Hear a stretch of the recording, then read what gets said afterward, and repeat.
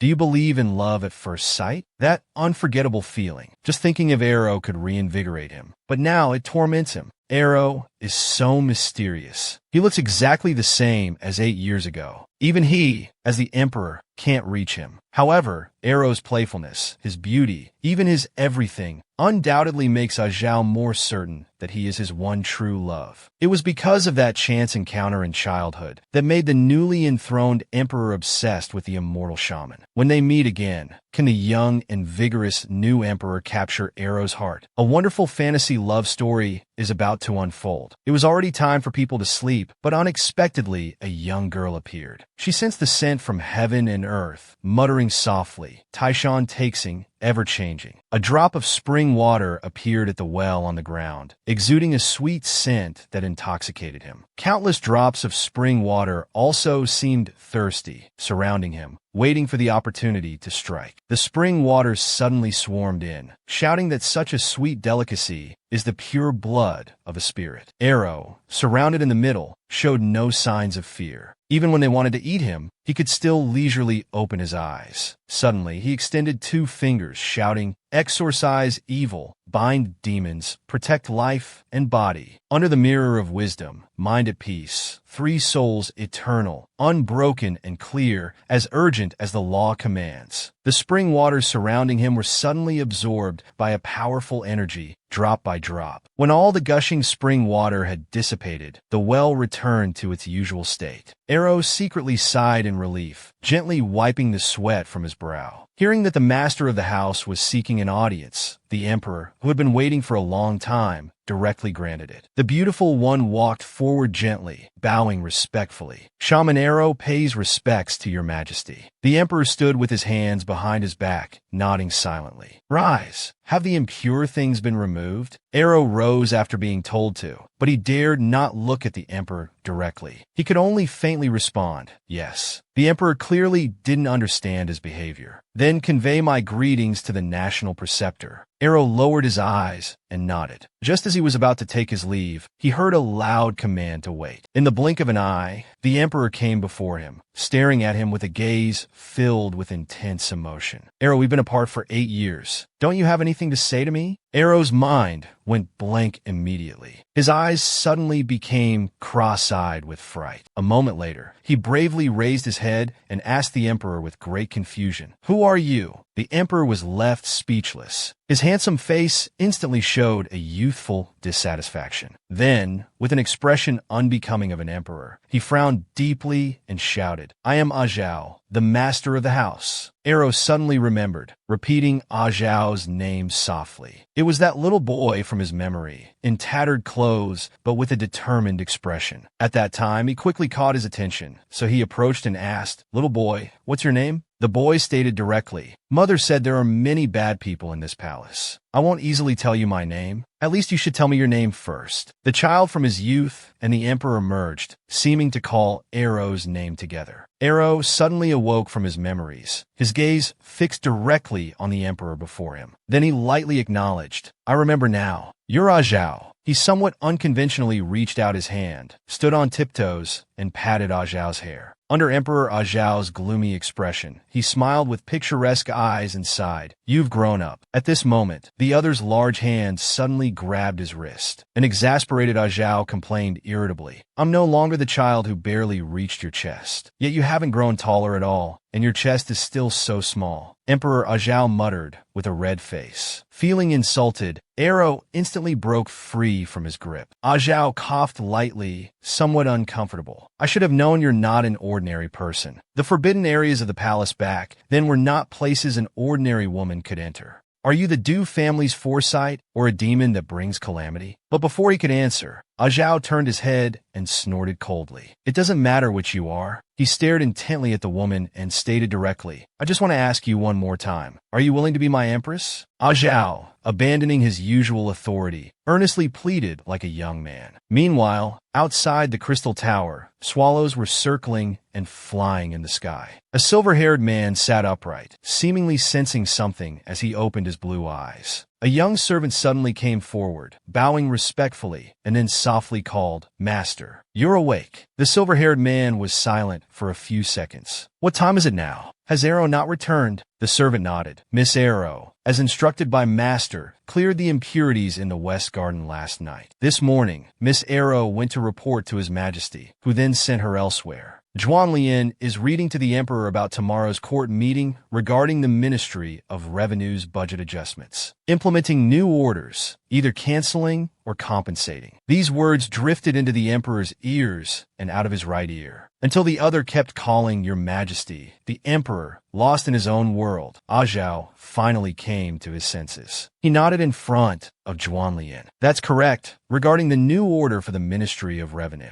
Zhuan Lian, confused, put away the document he was reading and thoughtfully suggested, "Let's end it here for today. Your Majesty seems preoccupied." The high and mighty Emperor suddenly seemed hesitant to speak, with a suspicious drop of cold sweat on his forehead. However, the Emperor, ready to seek help, looked at Zhuan Lian, who was about to drink tea. "Would touching a woman's chest make her dislike you?" This question made Zhuan Lian spit out all his tea. He didn't have time to wipe his mouth before anxiously asking, "Who did you touch?" "If it's a woman with ill intentions." Unexpectedly, the Emperor reacted first, his handsome face reddening as he retorted, "Of course not. He's not that kind of person." Zhuan Lian, somewhat interested, gave him a look. "Then it must be someone you fancy." The Emperor, his heart struck by the words fancy, felt his heart blooming like a flower. But then, as if remembering something, he slowly retracted that flutter of emotion. He gently shook his head at Zhuan Lian, indicating he didn't know. "I don't even know who he really is." Zhuan Lian, however, remarked with a bit of sentiment, "I haven't seen you this jealous in a long time, Your Majesty. As an emperor, these years haven't been easy for you. What's most precious is that you've kept your innocent heart. I believe that if it's someone Your Majesty cares about, they will surely understand Your Majesty's feelings. So, Your Majesty sent Arrow to the Western Palace today. Do you intend to keep her in the Imperial Palace? After all, besides the palace maids, there hasn't been anyone worthy of being called a woman in this palace for many years. Also, the Western Palace has been abandoned for years. Is it all right to send her there?" Zhuan Lian, about to take another sip of tea, once again heard the Emperor admit his mistake like a young boy. "I was just angry for a moment. She completely forgot about me. And when I expressed my feelings to Arrow again, I was cruelly rejected once more." What a detestable woman, Emperor Zhao pondered internally. Meanwhile, Arrow suddenly began sneezing uncontrollably. Completely unaware of being criticized, Arrow touched her slightly cold chest. "It seems a bit chilly tonight." So she looked up to check and was slightly surprised. "It's so desolate here. No one has been here for decades, right?" At this moment, a fleeting shadow appeared in the forest where she stood. It passed by like a flash of lightning, leaving Arrow standing there with great confusion. A small raccoon suddenly appeared, very maturely stroking its little whiskers. Then it passionately called out Arrow's name. "Muksushi, didn't that guy send you to be some kind of shaman?" Seeing Grandpa Flower angrily stamping his foot, Arrow quickly explained, "It's not about the Imperial tutor. The Emperor sent me here." Grandpa Flower extended his paw to stroke his whiskers. "The Emperor is that young lad who ascended the throne last year, right?" Arrow gently hummed in agreement. "I'm now serving as the house owner, so I have to listen to the Emperor to some extent." Grandpa Flower complained disapprovingly. "Really, I don't understand why you always like to mingle with foolish humans. Come to think of it, the palace seems to have been a bit unsettled lately. I just woke up and need to stretch my muscles. I'm off to play elsewhere." "Be good, little Arrow." Arrow wondered if Zhao was angry. Is it because I didn't agree to be his empress? In any case, I should first ask if he has arranged any meals for me. Arrow, feeling too hungry to move, sensed a disturbance nearby and exclaimed, "Grandpa Flower back so soon?" Unexpectedly, when she turned her head to look, she discovered a shocking sight. A white-haired man with hair reaching his waist suddenly opened his eyes. After the Western Palace, he called out Tanger. A green-haired girl turned to look at him. "Go assist Arrow." Tanger immediately stood up, saying, "Yes, master." At this time, Emperor Zhao was discussing matters with others when he heard Luo's voice outside.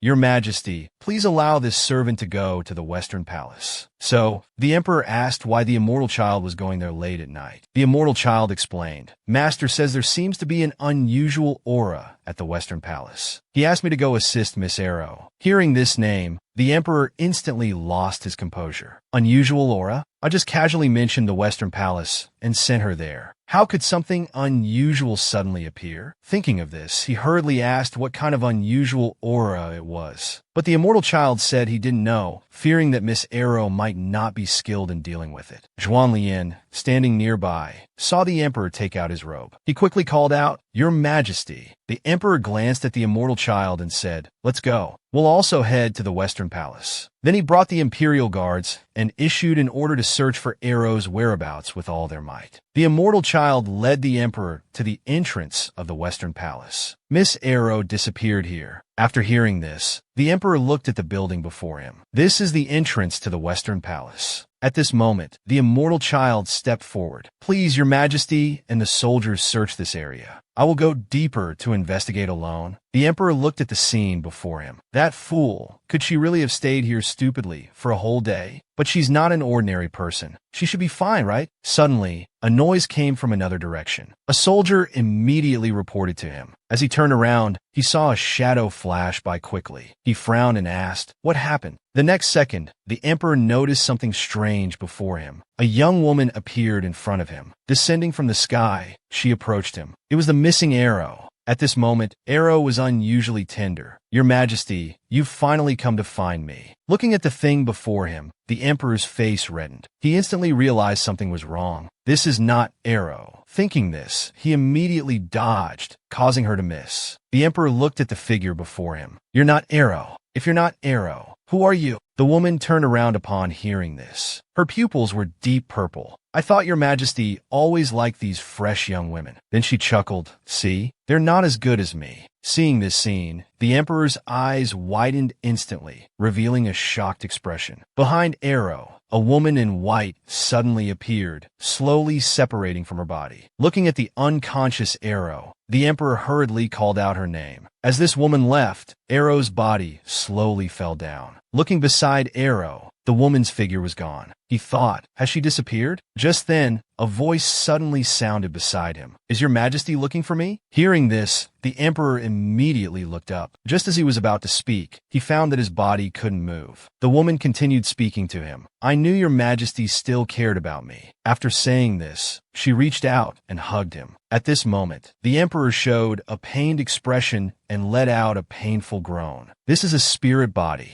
Although being tightly embraced, there was no sense of physical touch. It felt like being wrapped in a layer of bone-chilling cold air. The woman didn't notice anything wrong and continued to hug him tightly. "Xia, I've finally waited for you." Hearing the name she called, the emperor suddenly realized. He hurriedly told her to wait. Hearing this, the woman looked up at him in confusion. The emperor looked at her and slowly spoke. "Could you be Empress Bailu?" Unexpectedly, after hearing this, the woman became even more excited. She hugged the emperor again. "You finally remember me." The emperor, feeling extremely uncomfortable, hurriedly asked her to let go. At this moment, an orange light wave appeared behind Empress Bailu. It directly separated the two of them. This made her suddenly angry. "Who dares to disturb me?" The yellow talisman paper returned to the hand of its caster. After the immortal child said this, the talisman in his hand instantly burst into flames. He looked at Empress Bailu before him. "Obsessed soul, before you harm anyone's life, go to where you should be." After hearing his words, Empress Bailu immediately refused. "No, no one can separate me from Lu Lang." At this moment, the emperor suddenly spoke. "I am not Lu Lang." But the empress didn't believe him. "You know my name? You have Liu Long's scent." Helplessly, the emperor told her, "I heard the story of the Western Palace when I was young. This Western Palace was built about 100 years ago. The young Emperor Wenhui built it for his beloved Bailu.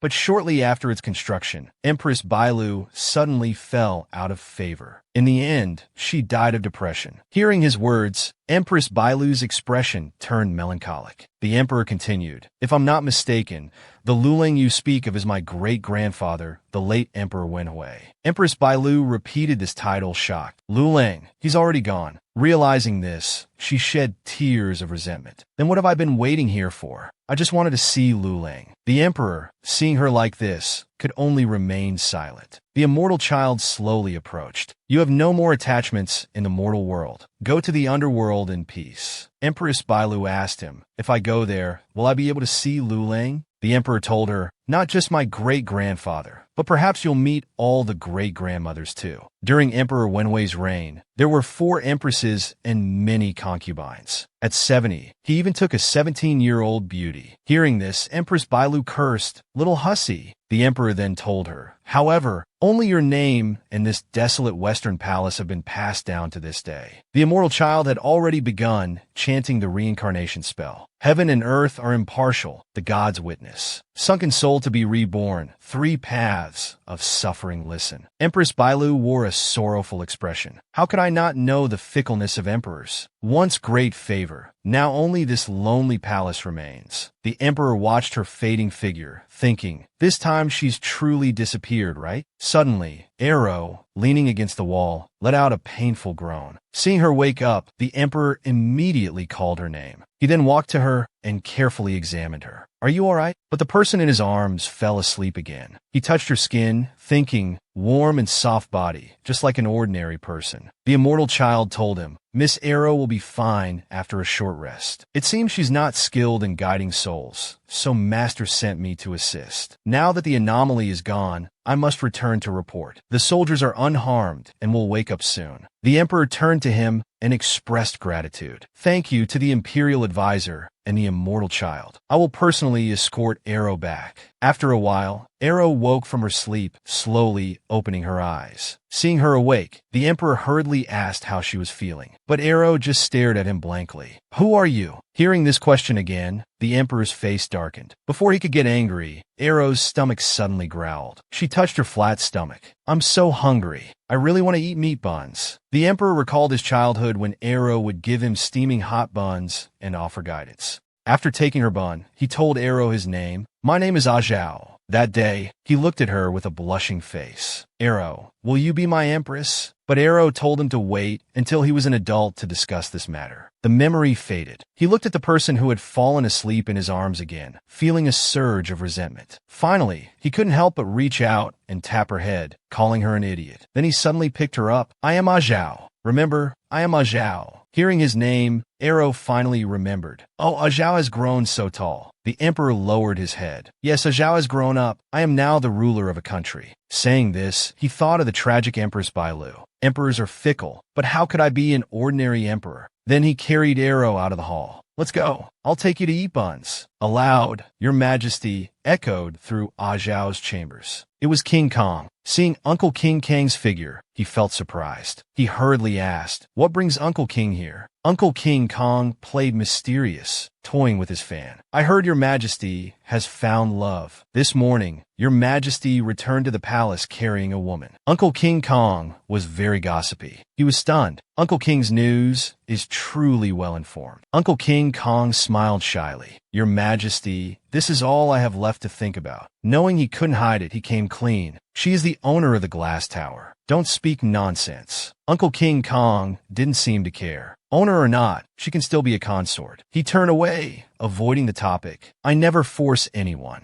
Uncle King Kang's face immediately fell. "Your Majesty, the Ministry of Rights has brought up the matter of selecting consorts again." Hearing this, he was stunned. After pondering for a while, he decided retreat was the best option. "I have just ascended the throne. It's time to achieve great things. How can I waste time?" He walked along the path in the back garden. Suddenly, a familiar figure appeared before him. That silhouette was Arrow. Hearing his voice, Arrow quickly turned to look at him. "You're not thinking of eating fish, are you?" He saw Arrow staring intently and curiously asked. Arrow hurriedly defended herself. "Of course not. This fish really tastes bad." As soon as she finished speaking, Arrow continued to look at the fish in the water. At this moment, he suddenly called Arrow's name again. "How's your body? Are you all right now?" he asked with concern. "I'm fine now. I'll return to the glass tower later." Arrow smiled slightly. 8 years have passed, and you haven't changed at all, he began to mutter to himself. Arrow heard his words clearly. "You too, you know. Although you've grown taller, you haven't changed either." Arrow stroked the top of his head. He dodged Arrow's hand, feeling quite exasperated. "In your eyes, am I still a child?" he questioned Arrow. Without waiting for Arrow's answer, he left the garden directly. Arrow was a bit confused. Why did he suddenly get angry? After he returned to his chambers, Uncle King Kong was still there. "Your Majesty,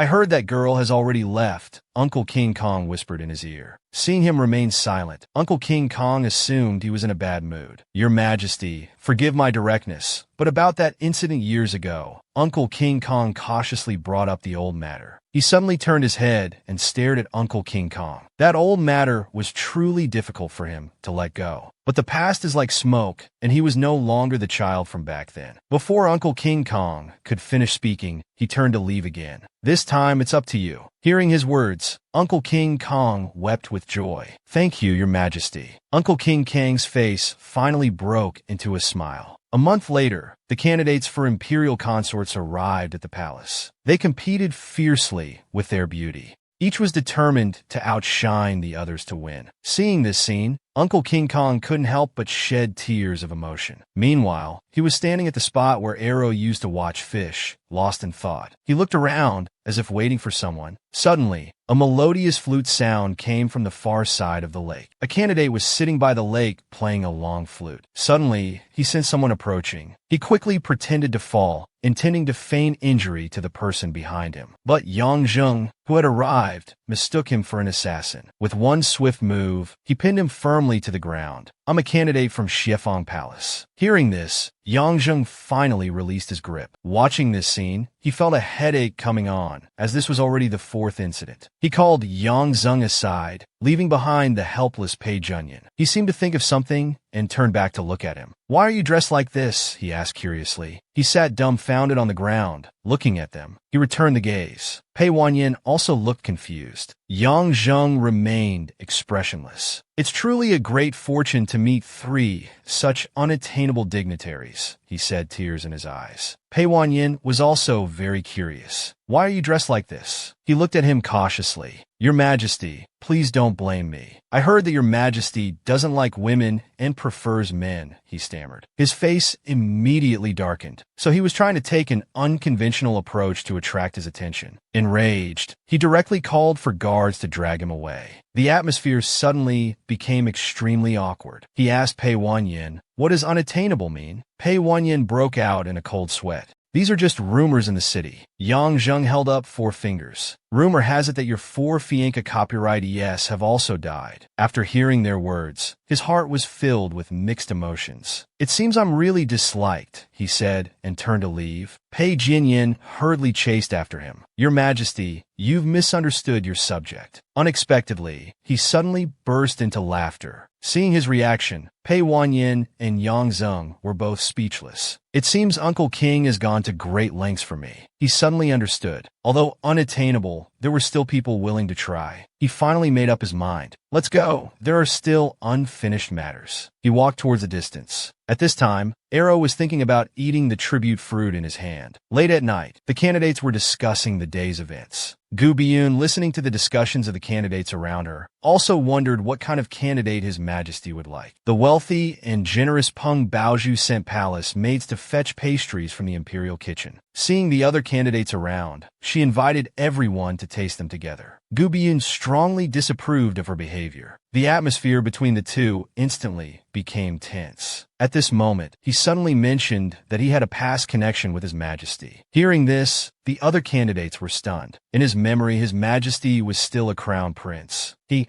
along with young Pei Wanyan and Yang Zheng, were playing with pomelos together. Unexpectedly, a falling pomelo hit him right on the head. After hearing his recollection, the other candidates expressed their disdain. He immediately defended himself. If it weren't for that incident, I would already be the crown princess. A candidate was very confused. What incident? 8 years ago, a plague broke out in the palace. The 9-year-old crown prince had to hide in the deep palace to survive. No one had seen him. The candidates were shocked after hearing this. Was it really just a plague? Gu Biyun spoke up to answer. The late emperor said so. Who dares to contradict? Later, when the late emperor died suddenly, His Majesty was found again. Gu Biyun's words were logical and well-founded. But His Majesty never spoke about this matter. Until today, Gu Biyun's words effectively stole Peng Baozhu's thunder. At this time, the palace maid returned with pastries. But Gu Biyun and Peng Baozhu directly turned and left. Meanwhile, in the emperor's chambers, he was still reviewing memorials. He stretched, relaxing his body. Only then did he realize it was already bright outside. It seemed tomorrow would be good weather. He gazed blankly at the sky. Suddenly, a strange light entered the Xiefeng Palace. The entire Xiefeng Palace was enveloped in a green glow. Early the next morning, a scream came from the Xiefeng Palace. Peng Baozhu's face had turned green. Almost at the same time, all the candidates were affected. Hearing the news, Arrow hurried over. "This servant Arrow comes by order of the imperial preceptor," he said in a very calm voice. Uncle King Kong put away his fan. "So you're Arrow. Such a pretty girl, and I didn't even notice." Uncle King Kong felt quite regretful. "Miss Arrow should already know, right?" Uncle King Kong finished. He immediately nodded. Thinking of the candidate's miserable state, Uncle King Kong felt uneasy. Even the imperial physicians were at a loss. Let Arrow take a look at the candidates first. He decided to investigate the case. The palace maid led him to knock on Peng Baozhu's door, but Peng Baozhu refused to let them in. He was a bit confused but still proceeded to the next candidate's quarters. Another candidate was crying loudly, hugging her pillow. She got straight to the point. "Do you want to be the empress?" The candidate frankly said she came to the palace to be the empress. She asked again, "Why do you want to be the empress?" The candidate, with a lovesick expression, said, "Because being the empress means enjoying wealth and glory." But at the thought of her green face, the candidate immediately fainted from crying. She then went to Molin's quarters. Molin was quite calm and chatted with her freely.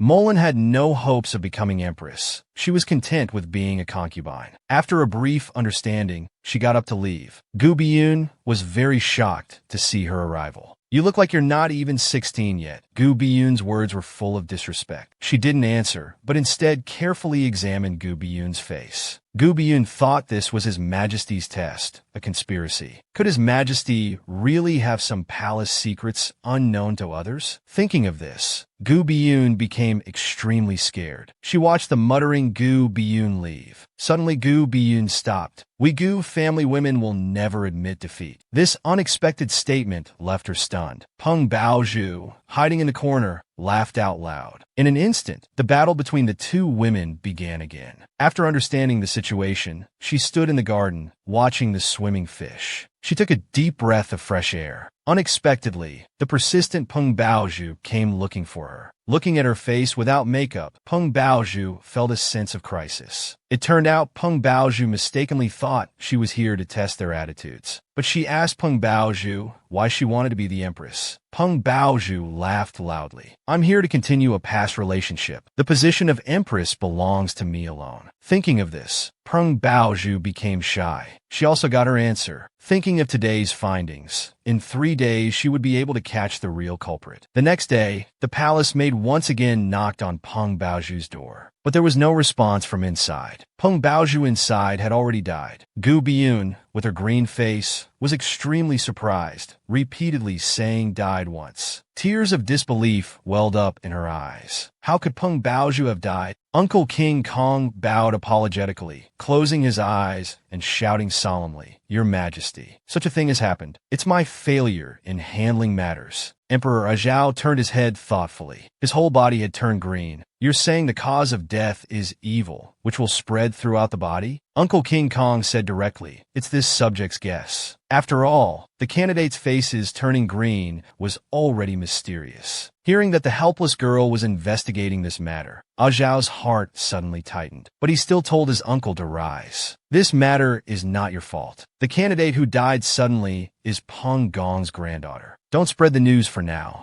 Zhuanglian, think about how to explain this to the Peng family." Miss Gu rushed towards the front hall like a madwoman, shouting Uncle King Kang's name without regard for her image. Qin Molin also walked forward wearing a veil. Suddenly she called out, "Sister Gu, who is arguing?" Gu Biyun turned back to remind her, "Peng Baozhu is dead. Did you know?" Her whole body turned green. "Will it happen to us too?" She started shaking uncontrollably. Qi Molin took her to her own bedroom. "Let's wait here together for the prince to return." Gu Biyun trembled as she recalled, "Peng Baozhu and I have been rivals since childhood. I thought we'd be fighting for half our lives." To suppress the fear within her, she picked up the teacup, intending to take a small sip. Unexpectedly, before it reached her lips, A voice urgently calling to stop came from afar. Startled, Gu Biyun abruptly stood up, unexpectedly dropping the teacup on the ground. She turned and asked the little girl, "Wizard lady," if there was something wrong with the tea. Arrow shook her head, indicating she didn't know. "I just came from Miss Peng Baoju's room. I found something in the tea on her table." Then she bent down, using a blooming flower to test the substance in the water. Gu Biyun and the other young lady were shocked. The flower turned green. It seemed this cup of tea was also poisoned. Arrow carefully examined the flower, using her super strong sense of smell, but didn't discover anything. So she shook her head at the two ladies. This matter would need Prince Kang's detailed investigation. Arrow came to remind everyone that anything consumed should be tested with fresh flowers for poison. This poison seems related to your faces turning green, but not entirely the same. What exactly is going on? Arrow, full of concerns, went outside and leaned on the railing, thinking deeply. Why would that kind of poison appear here? Unable to understand,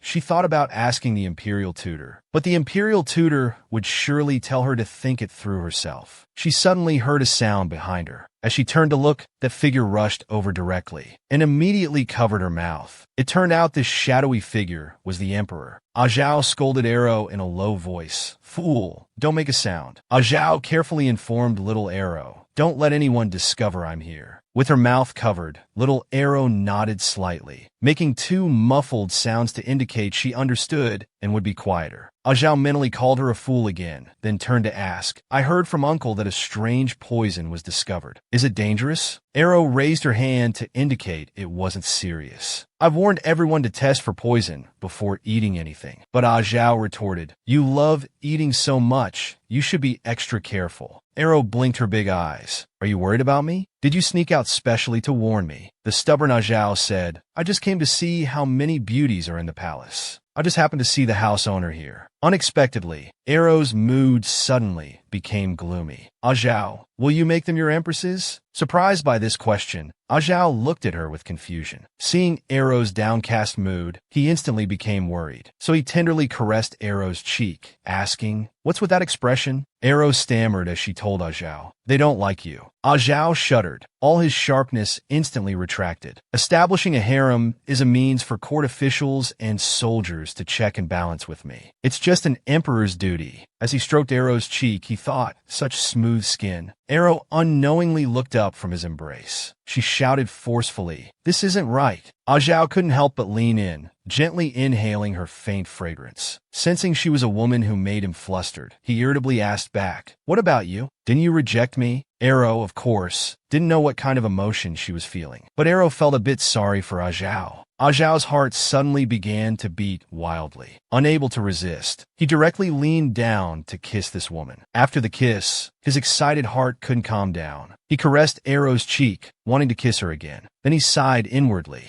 Arrow really hasn't changed at all. Does she still think I'm a 9-year-old child? Arrow, who was being kissed passionately, suddenly froze. Two ears unexpectedly popped out on her head. Zhao covered his lips and angrily shouted, "You bit me!" On the other side, Arrow, covering her ears, could only softly apologize. Zhao, distracted, got up to leave. "I was too forward. It's getting late. I'm returning to the palace." Arrow, who had been covering her ears to avoid being discovered, suddenly lowered her hands after he left. A shadow in the forest exclaimed, "It's her." So this which not only discovered my poison, but also seduced the emperor. She is the biggest obstacle to me becoming the empress. I must kill her. Zhao, who was heading to his bedchamber, suddenly let out a long hiss. He seemed unable to believe that Arrow would actually bite someone. He had just been thinking how soft the fool's lips were. Unexpectedly, a cool breeze blew by his side. Arrow, of course, didn't stand there in a daze. She quickly retracted the ears that had suddenly appeared. Then she touched her little head, thinking that if someone had seen it, she might be expelled from the palace. Zhao probably won't pay attention to me anymore. At this moment, someone was gripping a small dagger in their hand. The emperor, who had hurriedly returned to look for Arrow, searched around and finally found her figure. He looked at Arrow sitting on the ground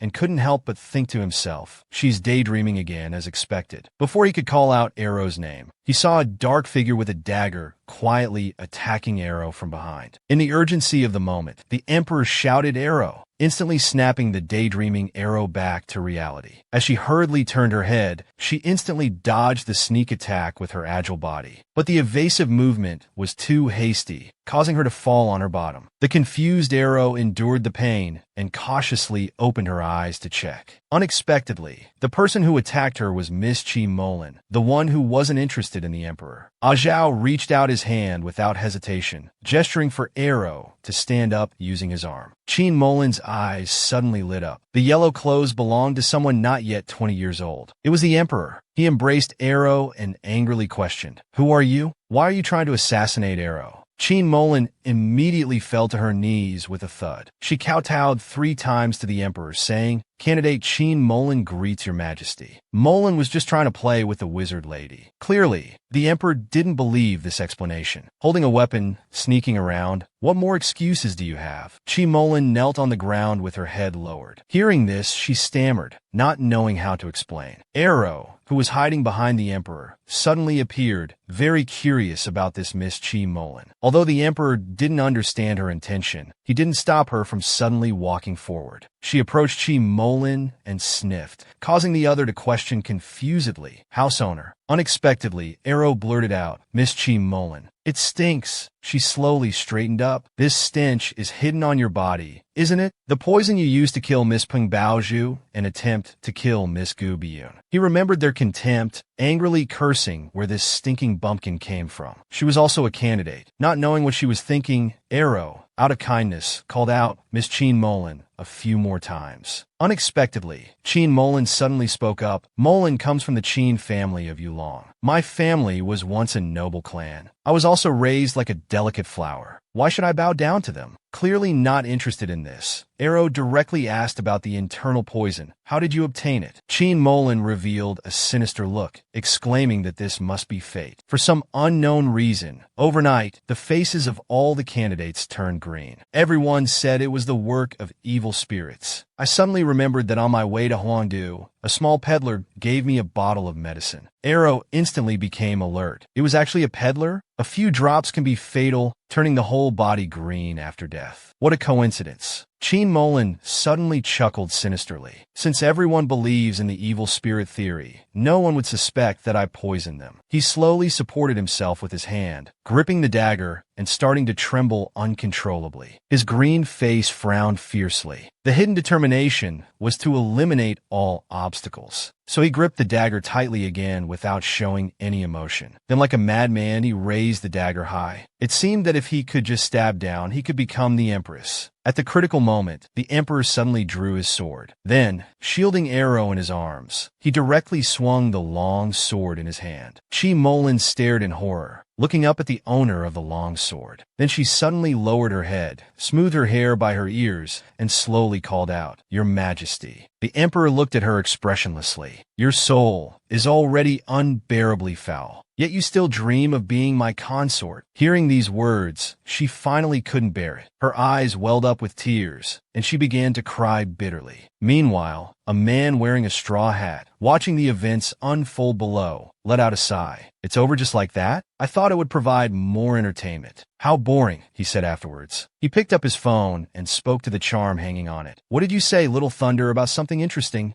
After hearing his words, he resignedly said, "All right," and then let Little Thunder use his skill. "Let me give him a bit of power." As soon as he finished speaking, a crisp bell sound rang out. On the other side, the master suddenly sensed a presence and abruptly opened his eyes. Then he called out, "Boy," and the fairy boy immediately walked forward. At this time, he saw a faint green light pillar in the sky. "Master, what is that energy you see?" After Little Thunder's skill, Chi Molin suddenly became frenzied. "I want to be the Empress. Why can't I be?" The Emperor, seeing her state, immediately felt a sense of foreboding. How did she suddenly become like this? At this moment, Chi Molin suddenly rushed towards the two of them. "No one can interfere with me, no matter who they are." Seeing her behavior, the Emperor immediately shouted danger, and then directly thrust out the long sword in his hand. But unexpectedly, when the long sword touched the aura around her, several cracks appeared on it. The Straw Hat Man glanced at the phone in his hand. "It's already at this point. I better make my exit. But did I give too much energy? The young Emperor won't just die like this, right? It would be boring if he just died like like that. Well, good luck to him. After saying this, his figure slowly disappeared. On this side, the Emperor's sword was about to give way. He looked at the woman, grabbing the blade with her bare hands. Where did this strange power come from? Has she turned into a monster? He immediately told Arrow to leave quickly. But when he turned his head, he was stunned. He heard Arrow recite a spell. Instantly, a gas appeared between them. Chi Molin turned to look behind her. What was that? It didn't hurt at all. Arrow was still maintaining his spellcasting posture. It seemed that ordinary exorcism spells were ineffective. When the woman saw him, she suddenly rushed towards him like a madwoman. "It's you, I'll kill you." Seeing this, Arrow began to cast another spell. He clasped his hands tightly and silently recited an incantation. As the magical power inside Chi Molin gradually disappeared, she also returned to her normal human appearance. Then she fell face first to the ground with a thud. The Emperor, after witnessing that shocking scene, looked intently at Arrow. He was indeed not an ordinary person. At this time, Arrow put away his magical power and walked to Chi Molin's side. "By the way, what should we do with her? I can't move her." The Emperor finally spoke slowly, asking his question. "What did you do to her?" Arrow explained, "I just consumed what didn't belong to Chi Molin, but her body couldn't withstand it, so she fainted." Hearing this, the Emperor kept looking at him, but remained silent. Although he had confirmed time and again in his heart that she was no ordinary woman, when he saw it with his own eyes,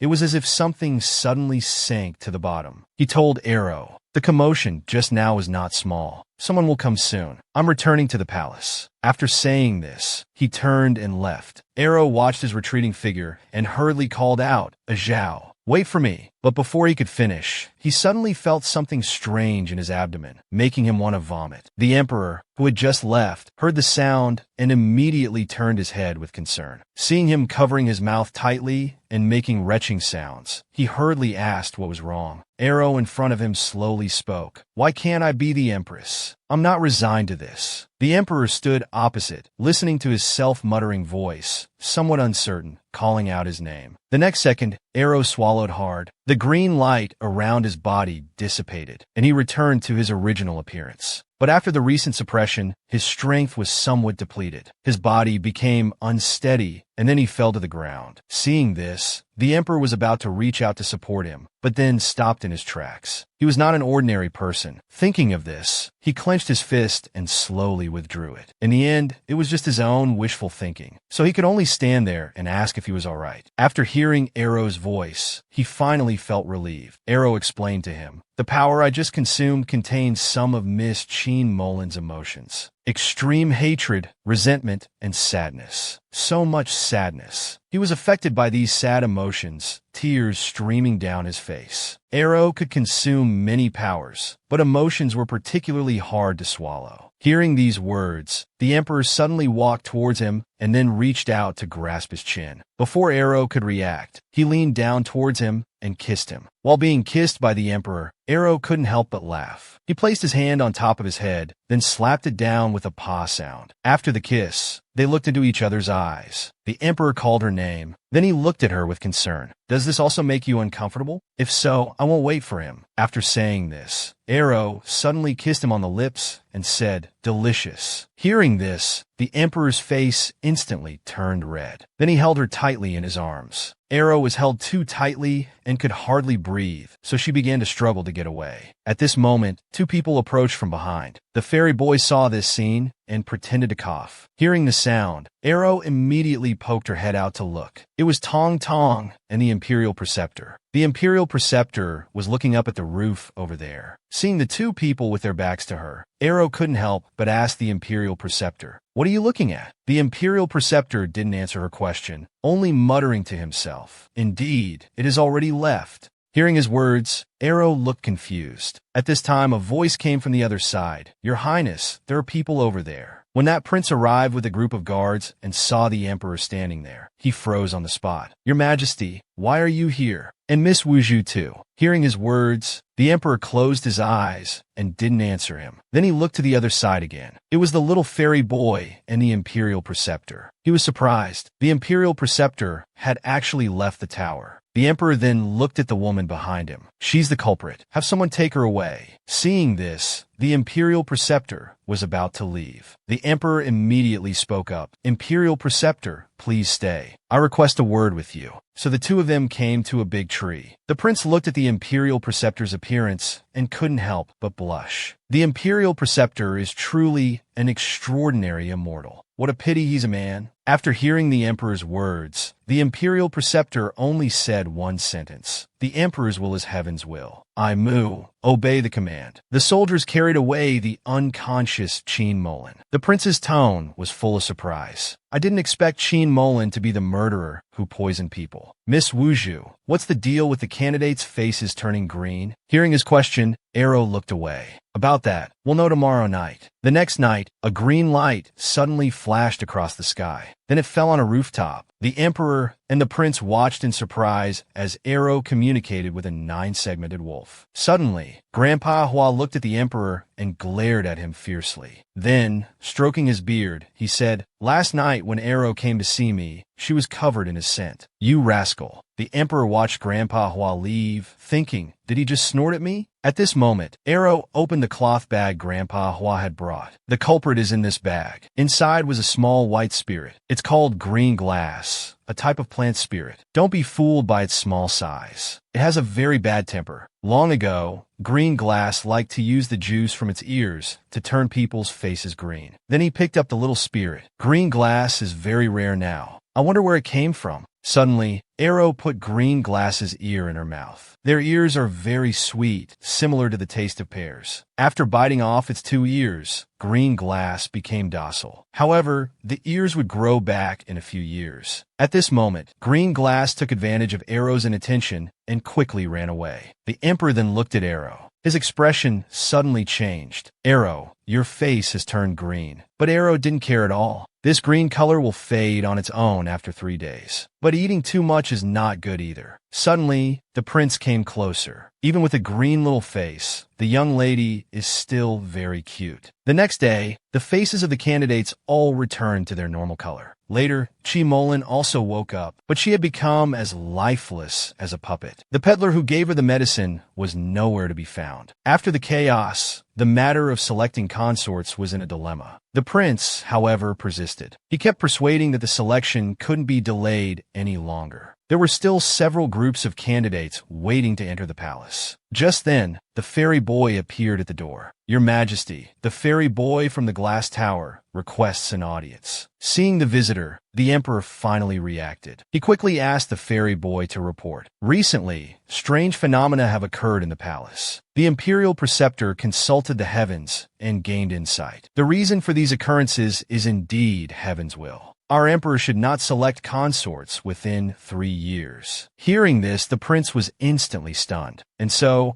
a selection that was supposed to be grand and lively ended just like that. A lady placed a flower hairpin in her hand on her chest. A little maid walked up behind her. "It's time to leave the palace." "Miss Gu, it's just that because the selection ended so suddenly, rumors about the emperor's incurable illness spread even more widely." The Straw Hat Man looked at the palace below. "It's getting a bit interesting, isn't it, little A? Then we'll meet again." After saying this, he disappeared, leaving only a straw hat on the ground. "Be gentle. My young lady still has business with me later." Hong Yi's voice came from the room, and the man behind her had no idea that he had already become her prey. On the other side, Fong Rong and others were complaining in the garden. This selection, those eager for attention, were all daughters of officials. How could true noble families be so undignified? Fong Rong was complaining loudly, but when it came to noble birth, he paused here. Suddenly, Ingji's appearance interrupted him, because Ingji was exactly the noble birth he was talking about. Her family had produced 3 empresses in the past. Despite Ingji's ancestors having supreme glory, she was unfortunately just a decorative vase. "Miss Ingji, come here." Hearing his call, Ingji hurriedly turned to look. "The servants are to leave from the north of the courtyard. Why don't I see yours?" After hearing his questioning, Ingji bowed and was about to go look for Hong Yi. Unexpectedly, he directly stepped on Ingji's skirt.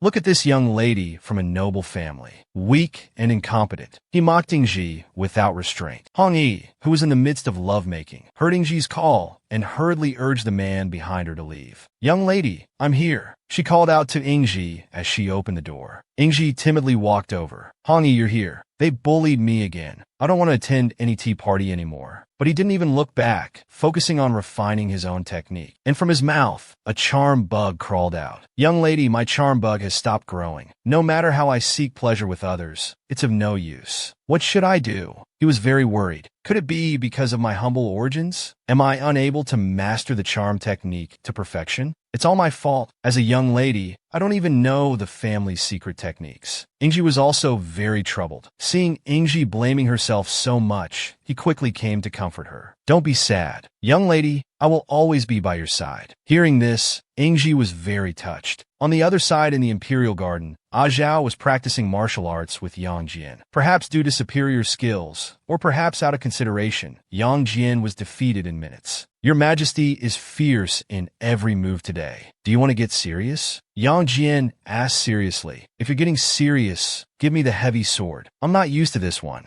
Yang Jian looked at him. Hearing this, he looked dejected. "These are just ordinary weapons." Yang Jian sensed something was off with him and asked caringly, "You seem to have something on your mind." "Yang Jian, do you remember the legend of the great medicine god sword?" He suddenly brought up this topic. "The great medicine was my ancestor. Legend has it he was a descendant of ancient gods. Our ancestors sacrificed blood to slay a great serpent and save the people from danger. Our ancestor let this sword be worshipped by thousands. But Father Emperor liked to centralize power, so he abolished the sword worship ceremony. However, there's actually a rusty spot on that sword. After all, it's just a legend. There are many capable people in this world now, but you and I are just mediocre beings." Yang Jian looked at him, not knowing what to say for a moment. At this moment, Yang Jian suddenly launched an attack on him. It turned out Yang Jian wanted to use continued sparring to interrupt his mental exhaustion. Meanwhile, Pei Wanyan had been waiting respectfully in the main hall for a long time. On the other side, Yin Fong was getting impatient. "When will the Emperor arrive?" "The Emperor is sparring with General Yang,"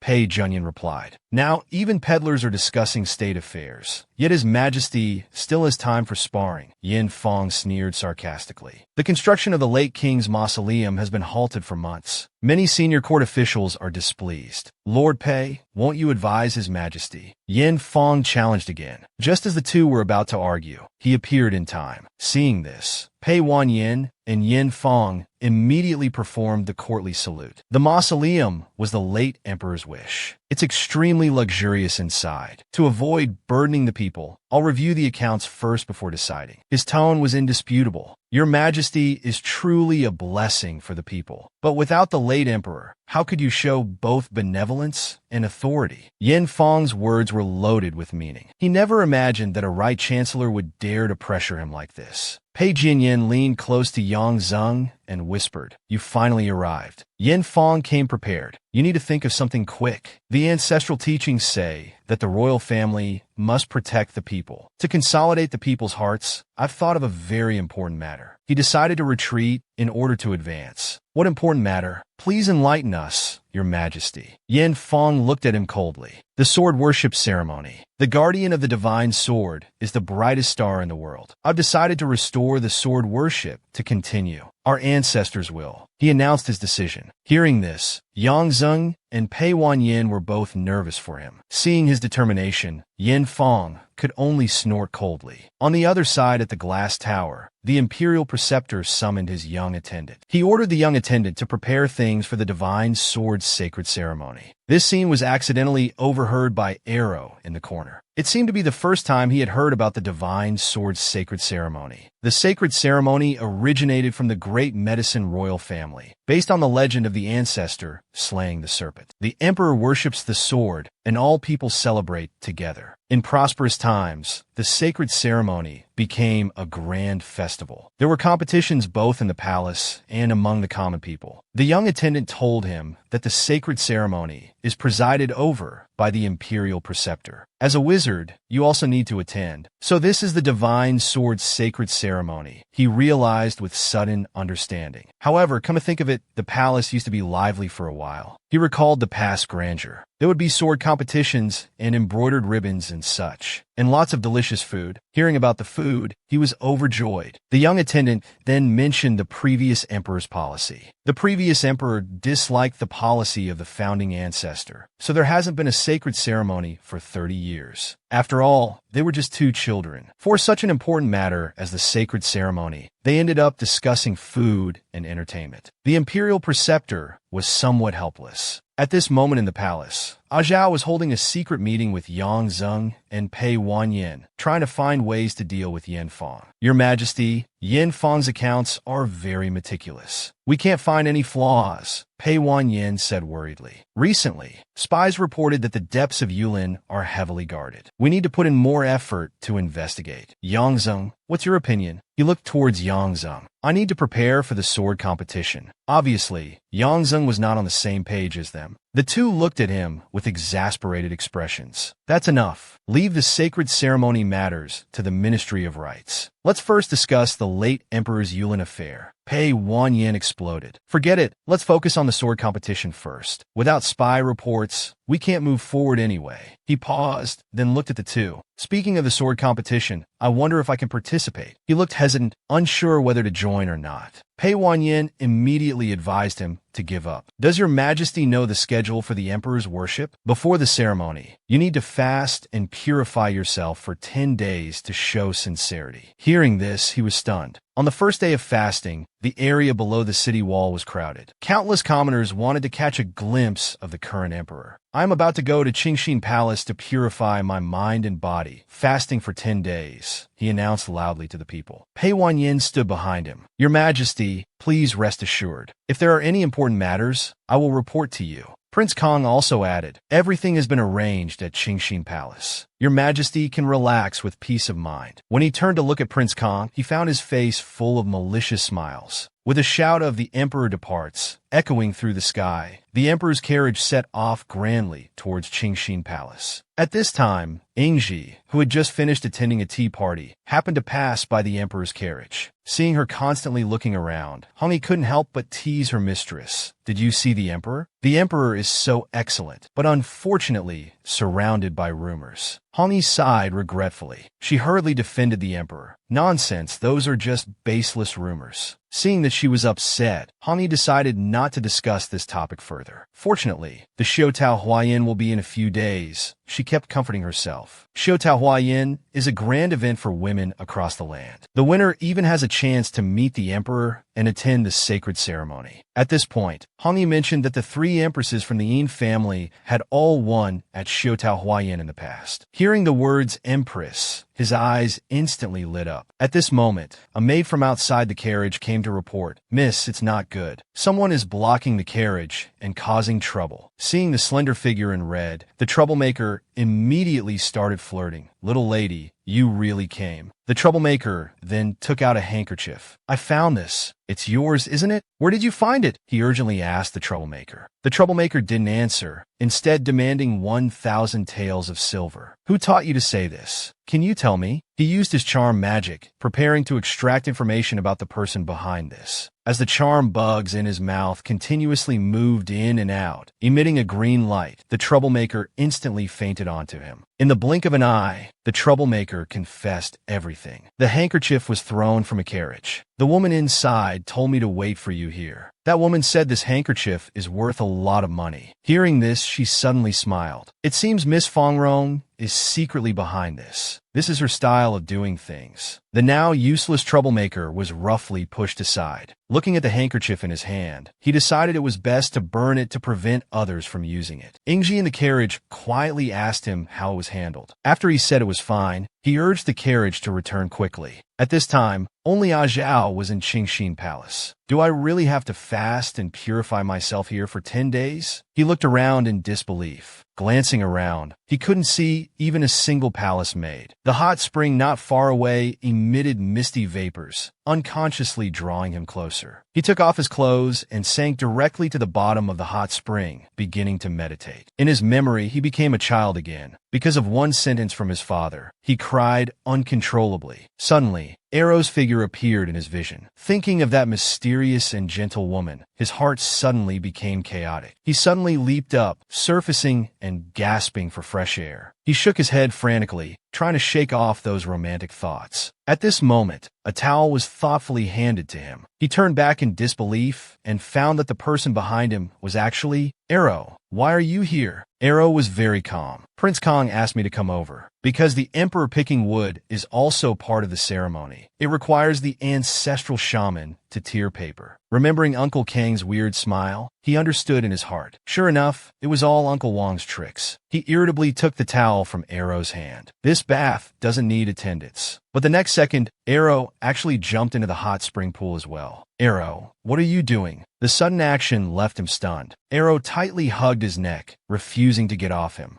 Their breaths intertwined, and even the temperature seemed to rise a bit. Arrow suddenly smiled brightly. "This hot spring feels so good. It's clear and warm." Looking at Arrow's innocent appearance, he forgot to get angry. Seeing his expression wasn't quite right, Arrow said, "People without clothes are indecent, so I came to bathe with clothes on. Is there a problem?" Arrow finished with a happy smile. "I know all these things. Don't be angry, Zhao." He could only explain, this pool is not just for bathing. It can also help one understand the mysteries of the world. So the pool is quite deep. To prevent Arrow from choking on water, he took her hand and led her to the steps. Their silhouettes nestled together, looking extremely intimate. Only Arrow still had an innocent expression. "You should soak for a while. I'll go out first," he said as he stepped out. Arrow watched his back, hesitating, wanting to say something but not speaking up. Feeling embarrassed, Arrow directly buried her face in the water. "Didn't you just say we'd soak together?" Hearing Arrow's words, he instantly stopped in his tracks. Suddenly, a rustling sound caught his attention. Two eunuchs were fiddling with something. The prince said to put it where the emperor can see. They argued in hushed tones. "Dare to drug the emperor? Don't you value your life?" He heard some fragments and understood what was going on. "We're just here to deliver food. We don't know anything." The two eunuchs hurriedly distanced themselves. "So this is what the spring night pill is." He looked at the medicine bottle in his hand, somewhat helpless. Arrow's voice came from behind. "Zhao, I'm done soaking." It felt really good. Various dishes were placed on the dining table, surprisingly mixed with green, healthy vegetable dishes. Arrow, who couldn't live without meat, picked up the chopsticks and put them to her mouth, not knowing which dish to favor. But being hungry, she still picked up a piece and put it in her mouth, chewing carefully. Unexpectedly, the delicious food blossomed in her mouth, making her look happily at Zhao. "It tastes pretty good." Zhao, hiding his thoughts, nodded faintly, as if not daring to make eye contact with the woman dining with him. Arrow showed a worried expression. "Is your appetite not good? The vegetarian dishes are delicious, but you'd still want meat, right?" It was unclear whose food-loving side it was, having to stay here for 10 days. After eating, they came to the courtyard, sitting intimately together to enjoy the night view. Arrow tilted her head and sighed softly. There's no one else in the palace now. The people who just delivered vegetables ran faster than rabbits. He wanted to see the man's reaction, but waited for a long time without feeling any response.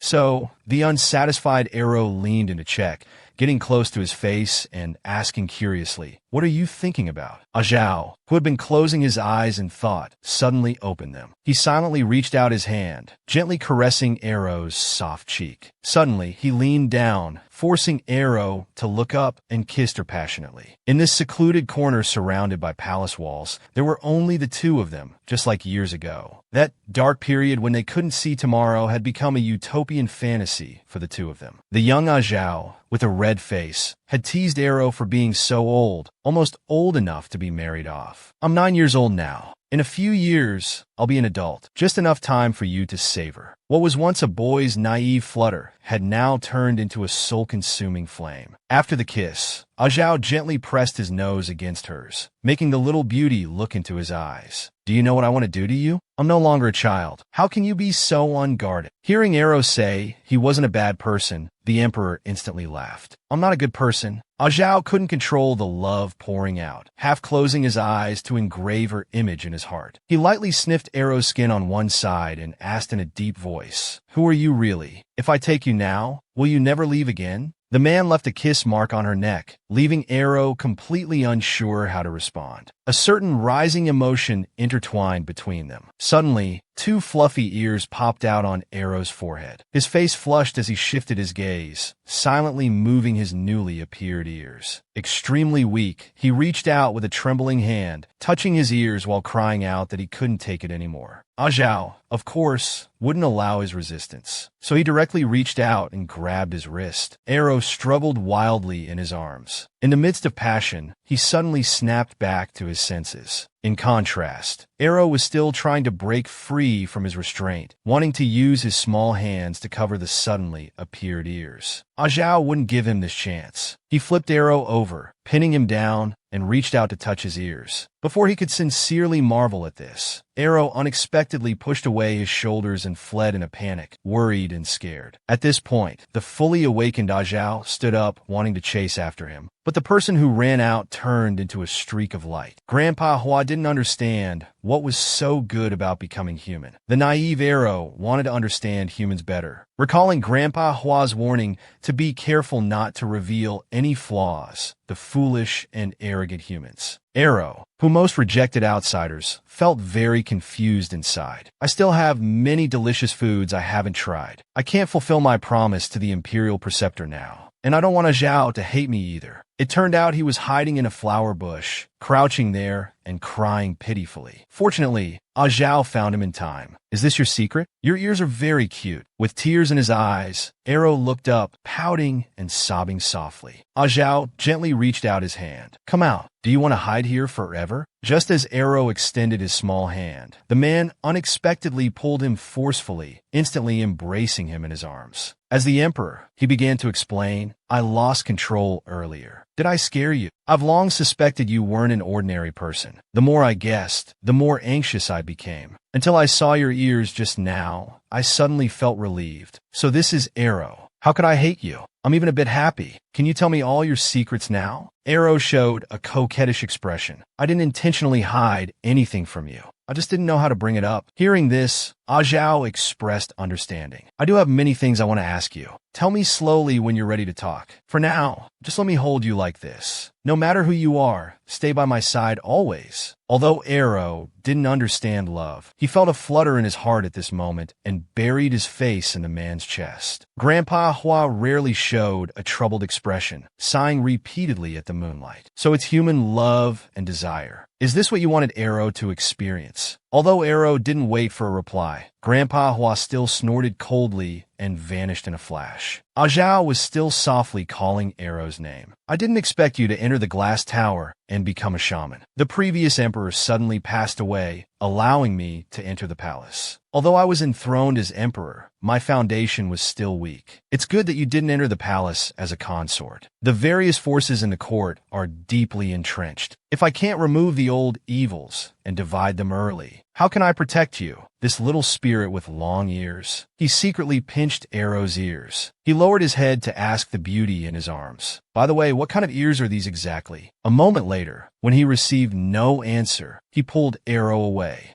Unexpectedly, he had already fallen asleep. Zhao immediately let out a soft chuckle and inwardly complained that Arrow was an idiot. He really didn't know what to do with him. He carried Arrow to the bedchamber. The first thing he saw was an enormous golden bed. He placed Arrow on the inner side of the bed. He himself lay on the outer side, silently reciting a mantra to calm his mind. He had guessed countless times who Arrow might be. He could be a mortal, or perhaps a deity or a demon. If this was a dream, would he be alone again when he woke up? Zhao, as if having a nightmare, suddenly opened his eyes. Unexpectedly, Arrow had rolled onto him, and even those two ears had disappeared without a trace. Arrow in his arms suddenly awoke, opening his watery, big eyes groggily. Sunlight shone through the window screen onto his head. With a heart full of warmth, he softly said, Zhao, good morning. Zhao, deeply etching this scene in his heart, showed his most sincere smile. Then he placed a kiss on Arrow's forehead, thinking that his smile was an attachment he couldn't part with in this life. Arrow loved his scent so much that he happily nuzzled against him. Zhao blinked in confusion, seemingly not understanding what kind of scent he had. The little arrow in his arms thoughtfully compared. Better than ripe summer fruits, autumn mushrooms in full bloom, an even more pleasant scent. Ingji was embroidering with needle and thread, thinking that at this rate, she could finish in a couple of days. Just then, a maid suddenly appeared outside the door, signaling the young lady to put down what she was doing. Miss Fong Rong is here to visit. Ingji raised her small hand in surprise. Why is she here? Please show her to the front hall. Unexpectedly, Fong Rong pushed open the door and walked in, saying, "No need to invite me. I'm already here." Fong Rong said she was bored and wanted to come over to play. "I didn't expect you to be embroidering arrows." As expected of Miss Ingji, your skills are even better than professional embroiderers. The pattern is delicate and elegant. It must have taken a lot of effort. Just as Ingji was about to speak up to stop her, this vicious woman deliberately reached out and tore the embroidery, ruining the pupils. Ingji stood there stunned, watching helplessly as the embroidery turned to shreds. As Fong Rong left, she taunted, "How careless of me. I'm truly sorry."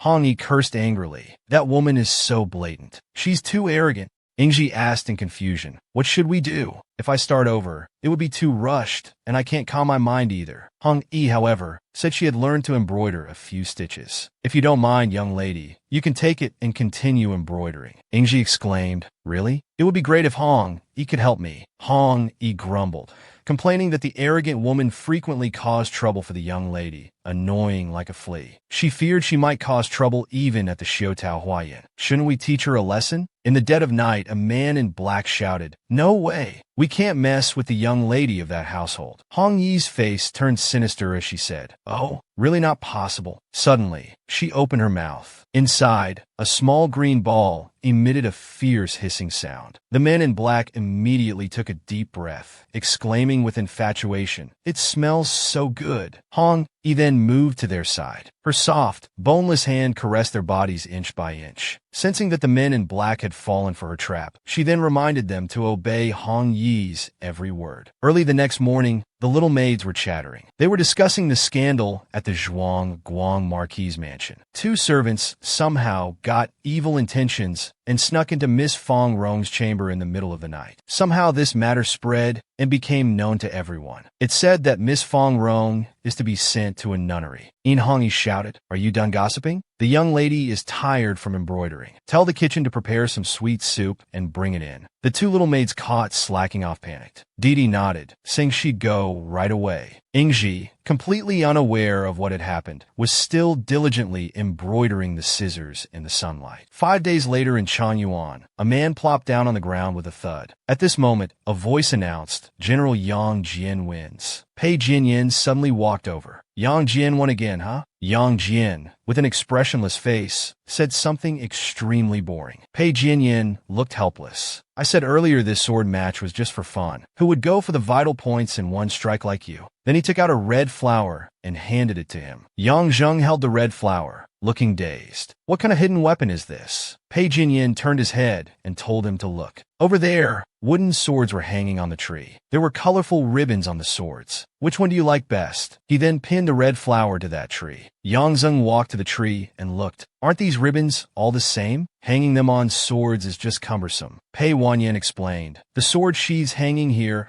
are all embroidered by young ladies from noble families. They will also come out to show their faces." At this moment, the crowd suddenly became lively. "Look, which family's young lady is that? So virtuous and beautiful." Suddenly people noticed that the handkerchief in her hand matched the color of the sword sheath on that tree. And that tree was already full of red flowers. Yet it still couldn't stop others from wanting to throw theirs too. A young lady looking in that direction couldn't help but exclaim, as expected of the Yin family's young lady, "The embroidered sheath is beautiful, and so is she." Following the commotion, Pei Junyan also noticed Ingji. Later, when the three met, Ingji took the initiative to greet them. "Brother Pei, Brother Yang, long time no see." Hearing this, Pei Wanyan spoke somewhat uncertainly. "Are you Ingji?" Ingji smiled. "It's great that Brother Pei still remembers Aji. It's so lively today. Too bad the Emperor is picking wood." But before she could finish, Yang Zheng suddenly left. Pei Wanyan could only show an apologetic face. "Sorry, Miss Ingji." Ingji said it was fine. "Brother Yang is still the same."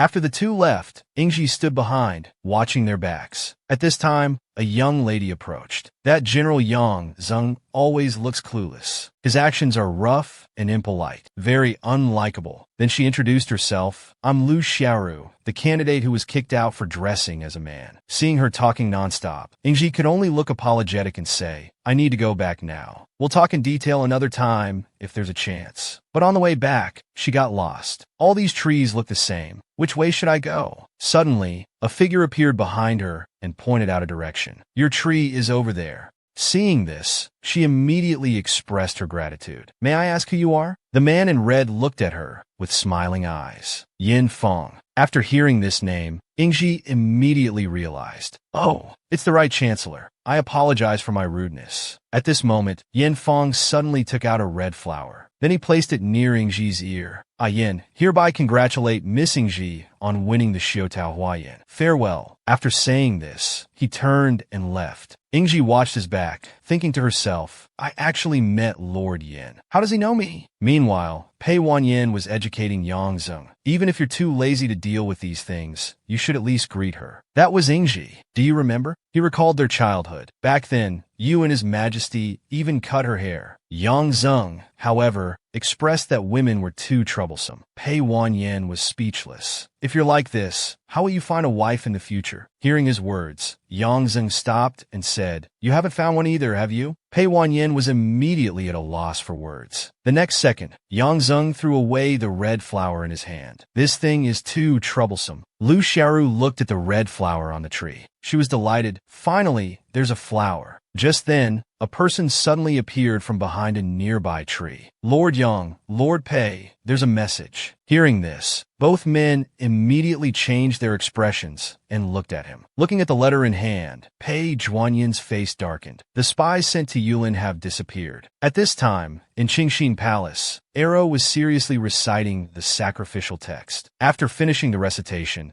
he used a tree branch to replace the ceremonial long sword, slowly walking forward. The emperor sat beside him with a helpless expression. Looking at him, the emperor said, I've already memorized the sacrificial text. Besides, during the ceremony, there will be a ritual official beside you. You just need to stand there holding the sword, right? Arrow turned his head to look at him, annoyed. Your Majesty, why are you sitting down again? At this time, you should be standing solemnly. Then he tried to pull him up. Sacrifices and rituals are very important to humans. This is also my duty as a wizard. Hearing this, the emperor smiled. All right, great wizard. Help me up. Just as Arrow was about to pull him up, a force suddenly tugged at him. Then he suddenly fell into the emperor's arms. Zhao chuckled and said, Be careful. Then he hugged him tightly with both arms. If you're so careless, what if your ears show during the ceremony? Arrow immediately looked at him and retorted, They won't just show up casually. Unless you kiss me. Hearing this, the emperor suddenly became interested. Taking advantage of his distraction, he kissed him. After the kiss, Arrow's cheeks were red, and he spoke haltingly. Kissing like this won't work either. I've specially practiced self-control. So the emperor kissed him again, this time more deeply. Is it like this? Arrow was kissed again and again, his face turning as red as an apple. Before he could struggle, a large hand suddenly touched his thigh. This action made him even more shy, and he let out a soft moan.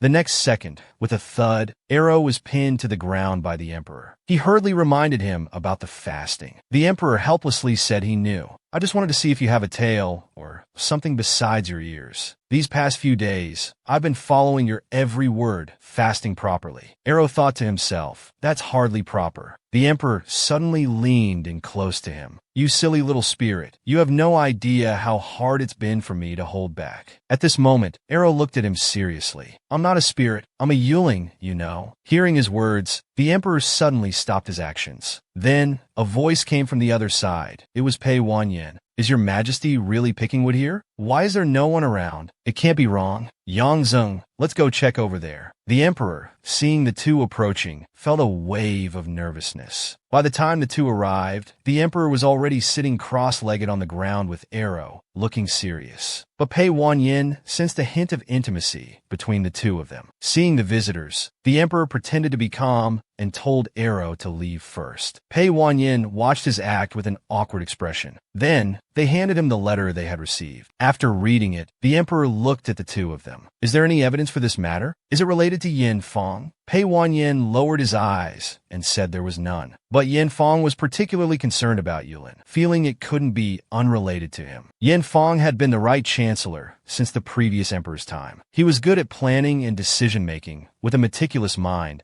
but seemed somewhat cold and distant towards His Majesty. His Majesty was already the emperor, and there were no princes to compete with him. What did Yin Fang intend to do? It was truly puzzling, but the emperor didn't jump to conclusions, only asking them to send more people to investigate. Yang Zeng, standing nearby, was staring intently at the emperor. Then he took out a bunch of small medicine bottles and placed them on the table. Your Majesty, I found these things along the way in the palace. Yang Zeng then looked at him suspiciously. Wasn't Your Majesty here for fasting? The emperor quickly replied, Of course I was. It was all Uncle Wang's idea. If I really wanted to do something, why would I need these things? Seeing this, Pei Wanyin felt a bit helpless. The emperor's face was clearly showing his displeasure. Yang Zeng suddenly called out, Miss Arrow, the priestess, is there any tea? Immediately, the emperor's voice came. Why are you calling for her? Soon, Arrow brought over 3 cups of tea and placed them in front of them.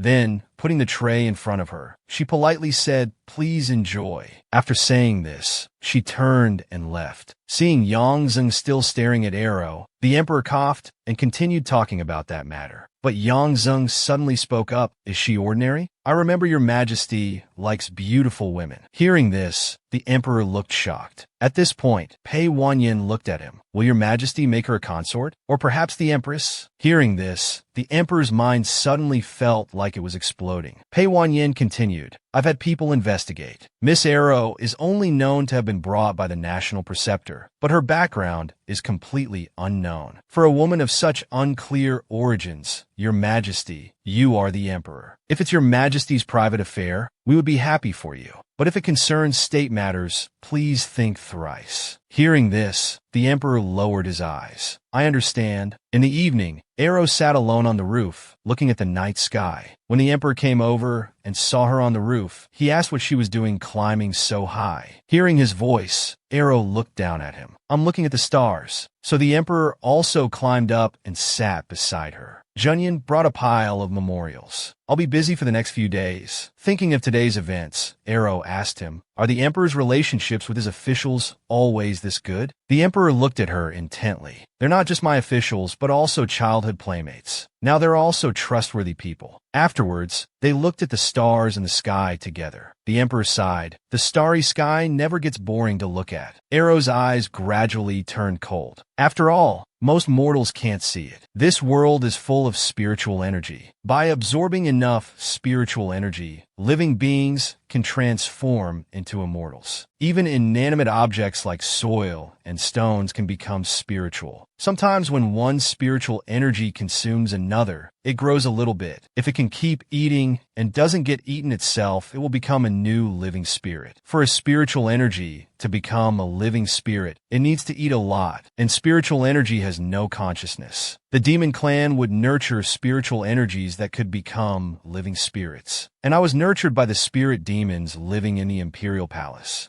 Zhao suddenly seemed to want to say something, but hesitated. Then how old are you exactly? Arrow gradually put away her memories, then shook her head, indicating she didn't know either. If we're talking about existence, I've existed for a very, very long time, but I've only been conscious for about 300 years. At first, I looked just like the raccoon that nurtured me. Later, I transformed into a human. That was about 8 years ago when I met you. Memories of the past gradually surfaced in Zhao's mind. 8 years ago was also the time when he was imprisoned. Pondering his childhood appearance, he asked in a hoarse voice, Why did you leave without saying goodbye? Arrow, not expecting this question, showed a trace of embarrassment on her small face. At that time, I think I fell asleep. When I accidentally woke up, 8 years had passed. Finally understanding the truth, Zhao laughed bitterly and patted his forehead. So you just fell asleep, huh? Arrow just quietly gazed at him. 8 years for you is but the blink of an eye. For me, it's countless days and nights. Arrow uncomfortably reached out her hand, quietly moving towards the man looking up at the sky. But as she reached out, she was very puzzled. Is he smiling? Just as her small hand was about to touch him, Zhao closed his eyes and smiled slightly. He didn't understand why Arrow, when transforming into a human, didn't become a stunningly beautiful woman, but instead a skinny little girl. Arrow explained that this was just her appearance. I don't know transformation techniques. How could I change it, Will? Zhao nodded seriously. Then when I'm 90 years old, I'll still be holding you, a 15 or 16-year-old little beauty. In that case, I suppose I'm quite fortunate in love. Arrow observed his expression. He was indeed smiling again. He looked up with a pitying gaze, his voice soft as he called out, Zhao, you look so sad. Human emotions are so complex, so resilient, yet so fragile. This intense emotion, surging like a tide, engulfing and drowning, made him involuntarily sink into it. What exactly was this feeling? It wasn't until much later that Zhao truly understood. The person before him was within reach, but the distance of time was unknowable. Only tangible sweetness and bitterness filled the current emotions. Meanwhile, the three elders were angrily scolding Yin Hongi. We never thought you'd be so bold. In contrast, Yin Hongi didn't seem to think there was anything wrong. Hongi only knows that I am also a daughter of the Yin family. Yin Ji asked the maid. The emperor should be returning from his fast today, right? Hongi has been busy since early morning. Why is she so occupied? Oh right, Xiao Cui. Has anyone come from the palace these days? The results of the Xiutao Huayan should be out by now. The little maid who was combing her hair suddenly panicked and dropped the comb on the ground. Then she immediately knelt on the ground and exclaimed, Miss, it's nothing. Just pretend you never went to that Xiutao Huayan. A drop of cold sweat slid down Ingji's forehead. What do you mean? What do you know? Not knowing what the maid had said, Ingji furiously went to find Yin Hongi. Yin Hongi casually glanced over. Oh, the eldest miss is here. Looks like you already know. Yin Ji frowned, seeming to want to say something, but hesitating. Why did you? Yin Hongi stated, no reason. Even if I'm just a daughter of a concubine, I'm still a Yin. How could I be a maid for life? It's because the eldest miss trusted me so much that I was able to switch my name when submitting the sleeve. Miss, with your weak personality, even if you learn seduction techniques, how far could you go in the palace? The Yin family is not what it used to be. The elders have already tacitly approved this. However, what I did wasn't for those old men. It was for you too, miss. If you still care about your emperor brother, once I succeed, I can bring you into the palace. Ingji thought, yes, letting Hongi go is the best choice. But is this the ending I want? A roar came from within the city walls. The emperor has returned from his trip. The memorial ceremony will be held tomorrow. Emperor Zhao came before Arrow. Have you memorized all the procedures for tomorrow's ceremony? Unlike her usual confused demeanor, Arrow nodded very seriously. Yes, Arrow has memorized everything. At this moment, the Emperor called out again. Wuju Arrow. His regal aura suddenly intensified. After the sacred sword ceremony, are you willing to stay in the palace permanently to pray for blessings and ward off disasters for me? The confused Arrow suddenly looked up. Arrow needs to ask the imperial preceptor about this matter. The emperor immediately nodded with satisfaction, revealing a confident smile. Ingji, blending in with the crowd, watched her emperor brother through the layers of people. In his rabbit-like eyes, there was actually intense love. That was Brother Zhao.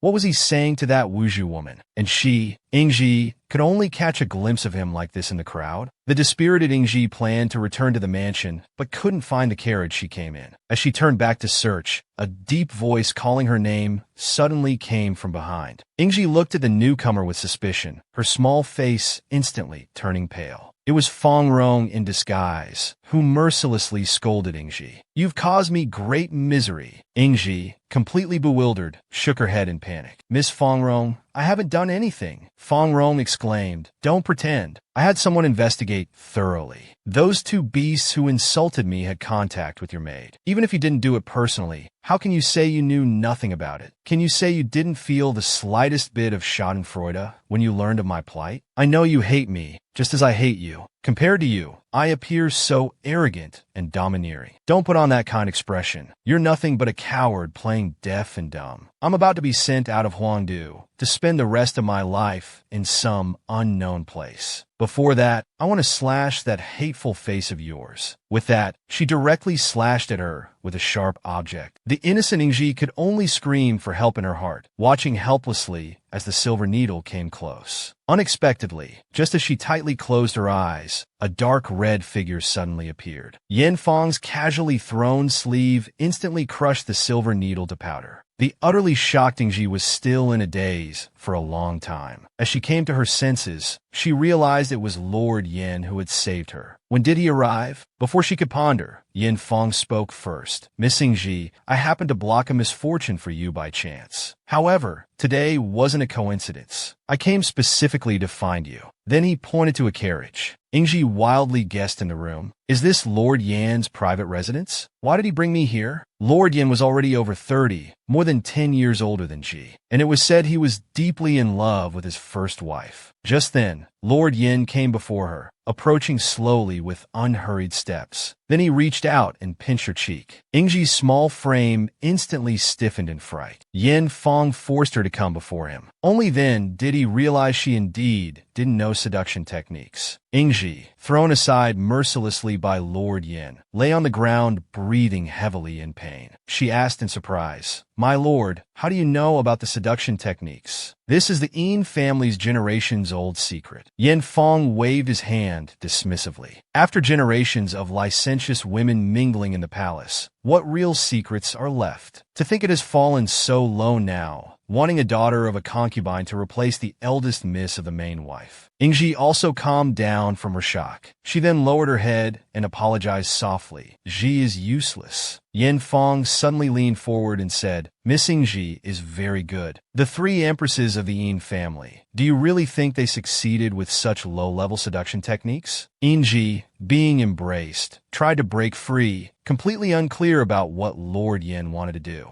But Yin Fang reassured her, Miss Yin, don't worry. I know what you want, and I can help you achieve your wish. Hearing him ask her to trust him, Ingji immediately felt a bit conflicted. Yin Fang couldn't wait for this dazed woman and directly ordered her to take off her clothes. Yin Fang stood behind her, looking down as she stripped to nothing. Hearing this, Ingji immediately turned to look at him. What exactly do you want to do? Yin Fang sat in a chair. You who once wanted to learn seduction techniques, don't you even have this much resolve? Is it that you can't learn, or you're unwilling to learn? What you want yourself, and how much you're willing to pay for it. I can help you, but whether to do it or not is your own decision. After hearing his words, Ingji froze on the spot. What do I want? She thought of the previous scene. Hong, he appeared to be helping her on the surface, but stabbed her in the back. Then she lowered her head. Can I really decide? After receiving Yin Fang's affirmative response, she finally mustered her courage. This might be the only chance to change my life. Lord Yan's words had a strange power, making her involuntarily happy. So she began to slowly take off her clothes. After all the clothes were removed, she curled up in front of the mirror. This is my true heart, my own decision. Turning to look in the mirror, hearing Yin Fang's words, Ingji slowly turned her head to look behind her. Then she stood straight and slowly turned around. Yin Fang told her to take a good look at herself. You're 16 now, in the prime of your youth. Have you ever really looked at yourself? Your youth and beauty, your background and cultivation are all exceptional. For someone like you, what does it matter if you don't know seduction techniques? Ingji looked at the chair behind her through the mirror. Lord Yin wasn't looking at me. He must be a good person, right? Soon, the day of the grand sacrifice ceremony arrived. The national preceptor, holding his staff, slowly announced the beginning of the ceremony. Then, Lady Li began to recite the sacrificial text, while the emperor stood straight in the middle. He secretly glanced at Aluo, who had a focused expression. After the recitation was finished, Aluo slowly walked forward and handed the long sword to him. Then he opened the cover, revealing the ancient sword inside. The emperor cut his finger and let the blood from his fingertip drip onto the blade. Once the blood fell on the long sword, the important part of this ceremony was considered complete. Below, Hong Yi looked at the emperor's handsome face, feeling joy in his heart. Then he touched his mouth, covered in juice, revealing an intriguing smile. At this time, the national preceptor's face became very unpleasant. Large beads of cold sweat rolled down his cheeks. The celestial boy noticed and immediately supported him. Master, do you need to rest? The national preceptor indicated he was fine for now. In a moment, the ceremony would be over. Hong, he took the sword sheath from the side, then secretly glanced at the emperor's back. The ceremonial official behind him saw him walking forward and hurriedly tried to stop him. Missing, you must wait for His Majesty's summons before approaching. But he ignored it completely. He walked straight to the emperor's side and softly called out, Your Majesty. He slowly opened his mouth, revealing a green pill inside. Then a mist spread out. Then he placed his hand on the emperor. Your Majesty will obediently listen to Hong Yi's words. Please love Hong Yi well. At this moment, the emperor opened his eyes slightly, staring at him without blinking. After a while, his face showed disgust. What are you doing, you ugly creature? Hearing this, Hong Yi was stunned on the spot. Could the seduction technique be ineffective? Unless one has an exceptionally firm mind or is inexperienced, they wouldn't be immune to seduction techniques. How could this young emperor possibly? Hearing the emperor call him ugly creature and vulgar person, he felt very resentful. Is this how others see me? No, I have seduction techniques. I just need to make them stronger. On the other side, the man in the straw hat looked down. Is it time for me to cause some trouble? Another stupid woman. How boring. Little Thunder, when I gave the seduction techniques to the Yin family back then, I was hoping for interesting things to happen. But never mind. I'll just use it to scare the little emperor a bit. He then controlled Little Thunder, casting a spell towards the sacrifice below. Just then, a fiery red gas appeared in front of him. He shook Little Thunder in his hand. Our old friend has arrived. A pair of fluffy short legs landed beside him. He looked down at it, then greeted it. Old Black Grandpa Flower stretched out his little short hand. Shorty, it's really you causing trouble. The man in the straw hat sneered. You look much shorter than me now. Grandpa Flower retorted. Well, you're still a shorty too. Then he pointed at him seriously. Listen well, stop hanging around this palace. I don't want to get entangled with you again. The man in the straw hat, hands in his pockets, said, It wouldn't be bad if you wanted to play with me. After all, this world is so boring. There's no wireless either. Grandpa Flower looked at the phone in his hand. Is that a divine artifact from another world? How could you bring such an otherworldly object here? The Straw Hat Man looked at the phone. It's not wrong to call it a divine artifact. It's so much fun over there. An old man like you wouldn't understand. Grandpa Flower rolled his eyes at him. Each world has its own rules. Communicating with other worlds will disrupt the natural order. Suddenly, a shout came from below. He immediately looked down. What's happening? The Straw Hat Man had a sighing expression. Is it interesting at all? At this moment, a large blue-green python appeared on the sacrificial platform, floating in the air. Ingji then saw Hong Yi inside the snake's body. So this was his charm pet. At this time, he was very panicked. The medicine Lord Yin gave me actually had such an effect. He recalled the scene from that day. Yin Fong handed him a bottle of medicine. I will secretly send you to the sacrificial platform. You should take the opportunity to sprinkle this medicine on Yin Hong Yi's skin. After that, you'll know what to do. He looked at the charm insect in the sky. But I don't know what to do now. Grandpa Flower looked at the illusion below. It only looks terrifying, but it's actually just fierce and intimidating. Mortals are really easily frightened. At this moment, the sound of bells came from around. He immediately turned his head to look. He saw the Straw Hat Man casting a spell at him. With a sizzling sound, a black shadow of a small raccoon appeared on the ground. Before he could react, an angry voice sounded from the other side. He smiled at him. Old man, have you been a raccoon for so long that your reactions have become slow? At this time,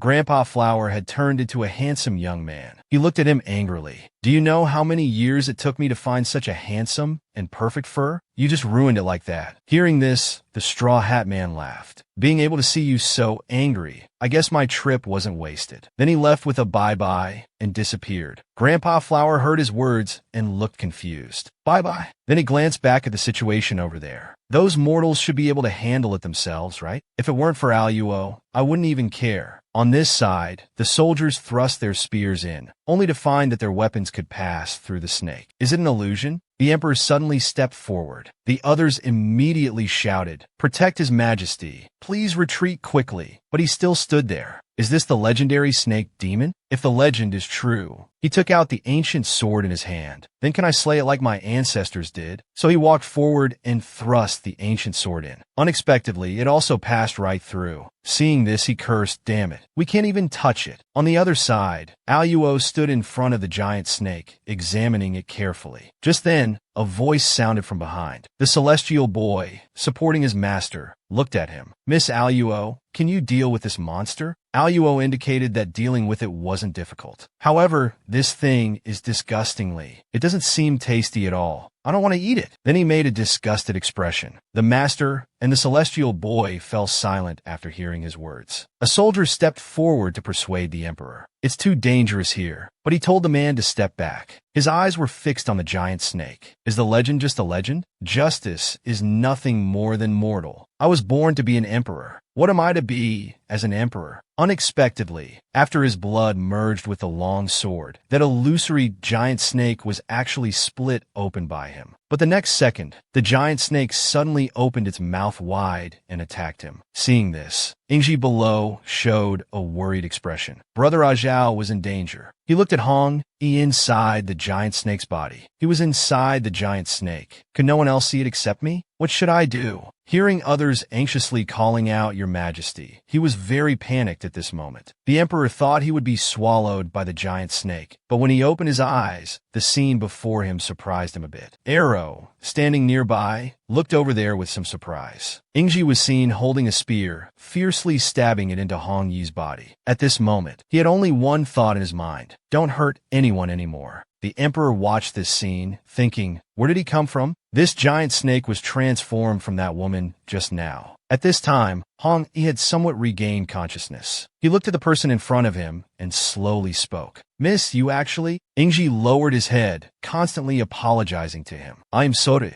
Hong Yi laughed a little. "Miss, you don't need Hong Yi anymore? So in the end, no one loves me after all? Miss has found someone else to rely on, right? I know you always need to rely on someone in your heart. I hope this time, the person you rely on can truly be good to you." After saying this, he slowly closed his eyes. The emperor was still looking at Ingji at this time. Where did he come from? At this moment, Arrow, who had been silent all along, suddenly started chanting an exorcism spell. Exorcise evil, restore charm, wisdom, and purity. Then his body emitted a burst of light. The giant snake became very excited upon seeing this. He's actually a pure-blooded spirit. The delicious, exquisite fragrance. I want to eat him. The emperor saw the giant snake suddenly open its mouth wide and bite towards Arrow. He immediately called out his name. Emperor Zhao rushed over like a madman, raising his long sword and quickly looking for a breakthrough point in the snake demon. Arrow, who had been swallowed in one bite, seemed to have fallen into a coma. However, his consciousness quickly returned. His eyes, like crystal, emitted a cold light. The emperor's face and even his long sword were covered in blood. A blue ghostly light appeared on the bloodstains, until the ghostly light slowly consumed all the blood. Hong Yi, who had transformed into a snake demon, suddenly appeared. With a thud, he unexpectedly fell to the ground. Arrow took a deep breath, then slowly exhaled. He stepped through the air, walking step by step towards Ajao's side. The unsuspecting Ajao looked up at him. Unexpectedly, Arrow actively embraced him. Then, like a little demon that could ruin a country, he tested, "Does your majesty love me?" Arrow's face showed an unprecedented deep affection, calling out your majesty's name with infatuation. The emperor, with a bright red face, was extremely shocked and shouted, "Of course." The next words were interrupted by Arrow. "If you love me, why don't you always obey?" Feeling the woman in his arms hiccup, he suddenly came to his senses. It was the tone of that woman from earlier. Little Arrow also came to his senses, tugging at Ajao's red cheeks. "What's wrong with you?" The national preceptor suddenly stepped forward, discreetly shaking the staff in his hand. The snake demon reappeared. The Son of Heaven slayed it with the divine sword. The holy ancestor's hammer shone with glory, demonstrating our emperor's heroic and prosperous era. A great auspicious omen. They stood on the platform regardless of everything, listening to the soldiers below,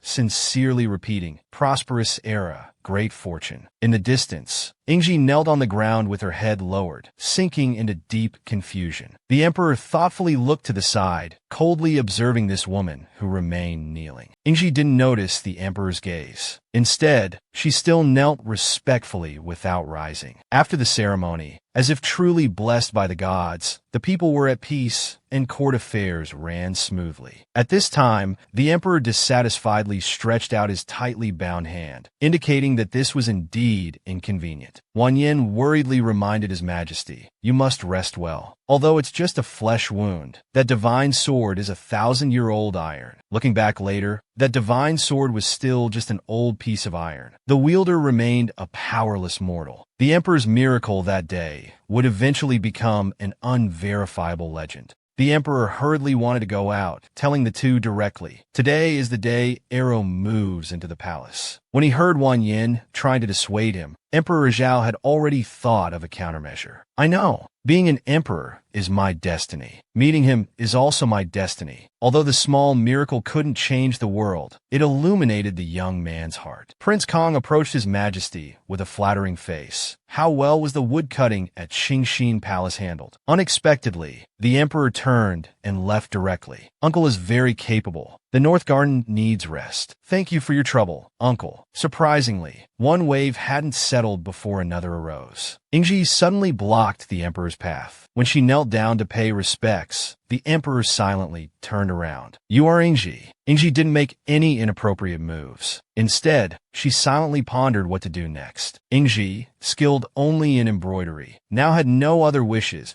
but to enter the palace as a female official to serve His Majesty. The emperor responded with an "Oh, rise. The palace is quiet now. You don't need to be too formal." Ingji stood up accordingly, watching as the emperor gradually disappeared from her sight. The emperor suddenly reminded the palace attendants behind him to stop. "All of you stay outside. I'll go in by myself." He youthfully revealed an expectant look, wondering what Arrow was doing. The joyful emperor suddenly froze, abruptly hearing a man's voice from inside. Having experienced so many hardships, the emperor had naturally become much more vigilant. So without a second thought, he went to the courtyard and, with a bang, mercilessly opened the door. Unexpectedly, everything inside was peaceful. Even Arrow was startled, exclaiming happily, "Zhao, you're here!" She pointed to Grandpa Flower, who had returned to human form, and happily informed Zhao, "He's going to live here too." Yin Fong stared fixedly at one spot, calmly calling out, "Rong Rong, I'm back." Yaya, sitting on the window frame, complained, "Why are you mortals so roundabout? When will there be chaos in the world?" Yin Fong immediately retorted, "You ghosts and gods are used to using magic. How would you know that controlling people's minds is only temporary?" Yaya sighed. That spirit was raised by Old Man Flower for someone else. It actually turned into human form. Emperor Zhao was seen standing angrily in place, glaring at the girl in front with a gloomy face. Little Arrow had no idea what was happening and was still enjoying her melon, one bite after another. Grandpa Flower beside him was eating melon with some dissatisfaction. "Why cut the melon so small? It's not satisfying to eat it all." The emperor immediately shouted angrily at Grandpa Flower, "This is for Arrow to eat. You're here being picky." Grandpa Flower was displeased. He scolded the young emperor, "Don't be stingy. I'm just eating some melon, and you're making such a sour face." The emperor immediately snorted lightly. "I won't bother arguing with you over that bit of melon." Arrow suddenly introduced, "This is Grandpa Flower, who has been taking care of me. He helped us catch Green Pot before. Do you remember?" When she heard Zhao call Grandpa Flower nine-jointed gentleman, Arrow calmly nodded. Zhao thought to himself, Arrow is a spirit. All of his peculiarities and many inexplicable things, I've decided to accept them all. At this moment, a voice suddenly came from outside. "Your Majesty, fresh fruits have arrived." The previously slightly dissatisfied Grandpa Flower vanished in a flash, completely disappearing. Grandpa Flower transformed into a small raccoon and jumped onto the Emperor's shoulder. "Don't worry, Emperor. I don't easily show my true form in front of people. I originally didn't want to meddle in human affairs. But if you hurt Arrow, I won't let you off easily." The Emperor immediately snorted coldly, as if you needed to tell me that. Although the future was still unknown, his existence brought wonderful miracles to this world. Grandpa Flower sat on the pillar complaining about his sore bottom. "This fur isn't good enough. I still need to keep looking." Arrow flatteringly shouted. "Grandpa Flower is the pickiest about fur." Grandpa Flower proudly raised his tail. Naturally, Arrow pondered, Zhao's hair is very comfortable, but he doesn't seem to like people touching his head.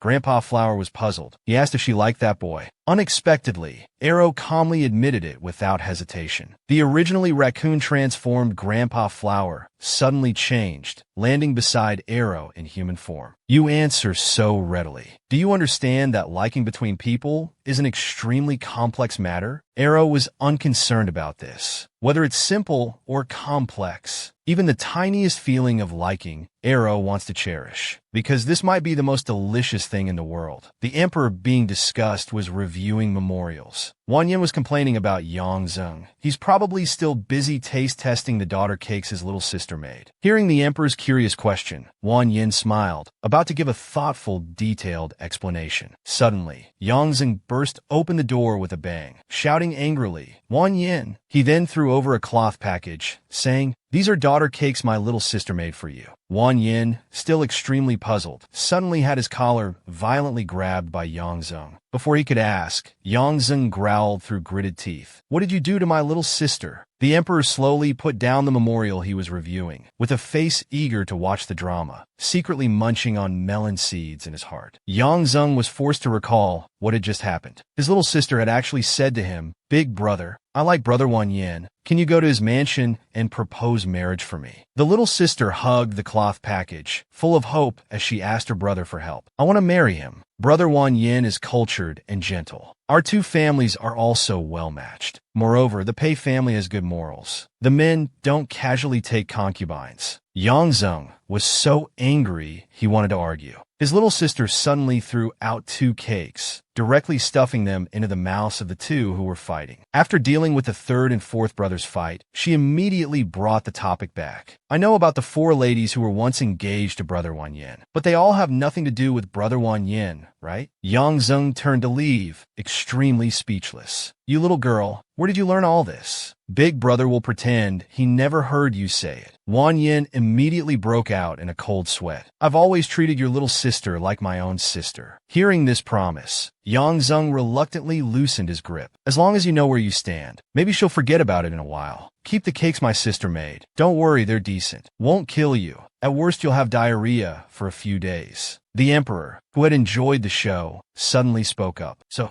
these are daughter cakes?" Wang Yin embarrassedly explained, "Zheng Zheng is young. They don't look very good. The 7th day of the 1st lunar month is the daughter's festival. Girls make pink pastries during these days to give to their fathers, brothers, elders, or those they admire. Our dynasty has no princesses, and other women who enter the palace have their own positions. They're no longer considered daughters." The emperor let out a soft, "Oh," as if suddenly understanding. "The palace doesn't celebrate the daughter's festival. No wonder I didn't know about it." Just then, Ingji suddenly appeared outside the hall, determinedly asking the guard, "Is His Majesty in the Imperial Wardrobe? I need to make new clothes for His Majesty." "Ingji is here to take His Majesty's measurements." The guard respectfully addressed her as Miss Ingji. "Please go back. The emperor might have gone to Ling Long Pavilion. We don't know when he'll return." Ingji wouldn't give up so easily. She silently noted Ling Long Pavilion in her mind. The emperor had just arrived at Ling Long Pavilion. He looked at the people outside with suspicion, seemingly unclear about what the shaman lord was doing. One of the little maids boldly explained, "The shaman lord asked for hot water to wash his hair. He told us not to go in." The emperor pondered for a moment, then asked curiously why no one was helping him. "There's no hot spring pool here. That long hair of his must be tiring to wash. This Linglong Pavilion is a bit too small." The dissatisfied emperor walked to the door. Suddenly, a don't came from inside, followed by an earnest plea. The shaman lord, or Little Arrow, was kneeling on the ground, arms spread, commanding the little spirits to wash his hair. Arrow was a bit anxious. "Hurry up, everyone. While the sun is good, my hair can dry faster." The emperor outside didn't know what was happening, so he simply opened the tightly closed door. Arrow immediately turned his head shyly, covering his chest with both hands and shouting, "Don't come in!" Faced with the suddenly intruding emperor, the little spirits were instantly scared and scattered in all directions. Then, carrying water vapor and foam, they all rushed towards the doorway behind the emperor. Arrow now spoke with a reproachful face. "Crystal is most afraid of people. You scared them all away." He touched his foam-covered hair. "My hair isn't finished washing yet. This is troublesome now." The emperor, looking embarrassed, rubbed his ear. "I'll help you." Then he took off his robe, sat on the stool, and shyly helped Arrow wash his hair. He covered Arrow's entire head with a towel and started rubbing. Arrow cried out, "I can't see." After a while, He pulled the towel down. Arrow immediately shouted that it hurt. Then he pressed her to the ground and started rubbing the ends of her hair. At this point, Arrow was already incoherent. After finishing, the Emperor looked at her back and blushed again. That should do it. Just need to comb it now. But Arrow refused. I'll do it myself. Arrow took a small red comb and slowly started grooming her hair. The Emperor gazed at her beautiful back at this moment. His face became even redder. Then he couldn't resist pulling her into his arms, smelling the scent of her hair. It smells nice. I heard a story before. There was a man who saw fairies bathing in a lake. He secretly took away a fairy's raincoat. The fairy couldn't return to heaven, so she became that man's wife. After hearing this, Arrow was a bit angry. How could that man be so bad? How could he steal someone's clothes? He's simply a robber. But since they became husband and wife, they must have gone through a lot together. So he looked up at him again and asked, "What happened next?" The Emperor looked embarrassed. "I don't remember.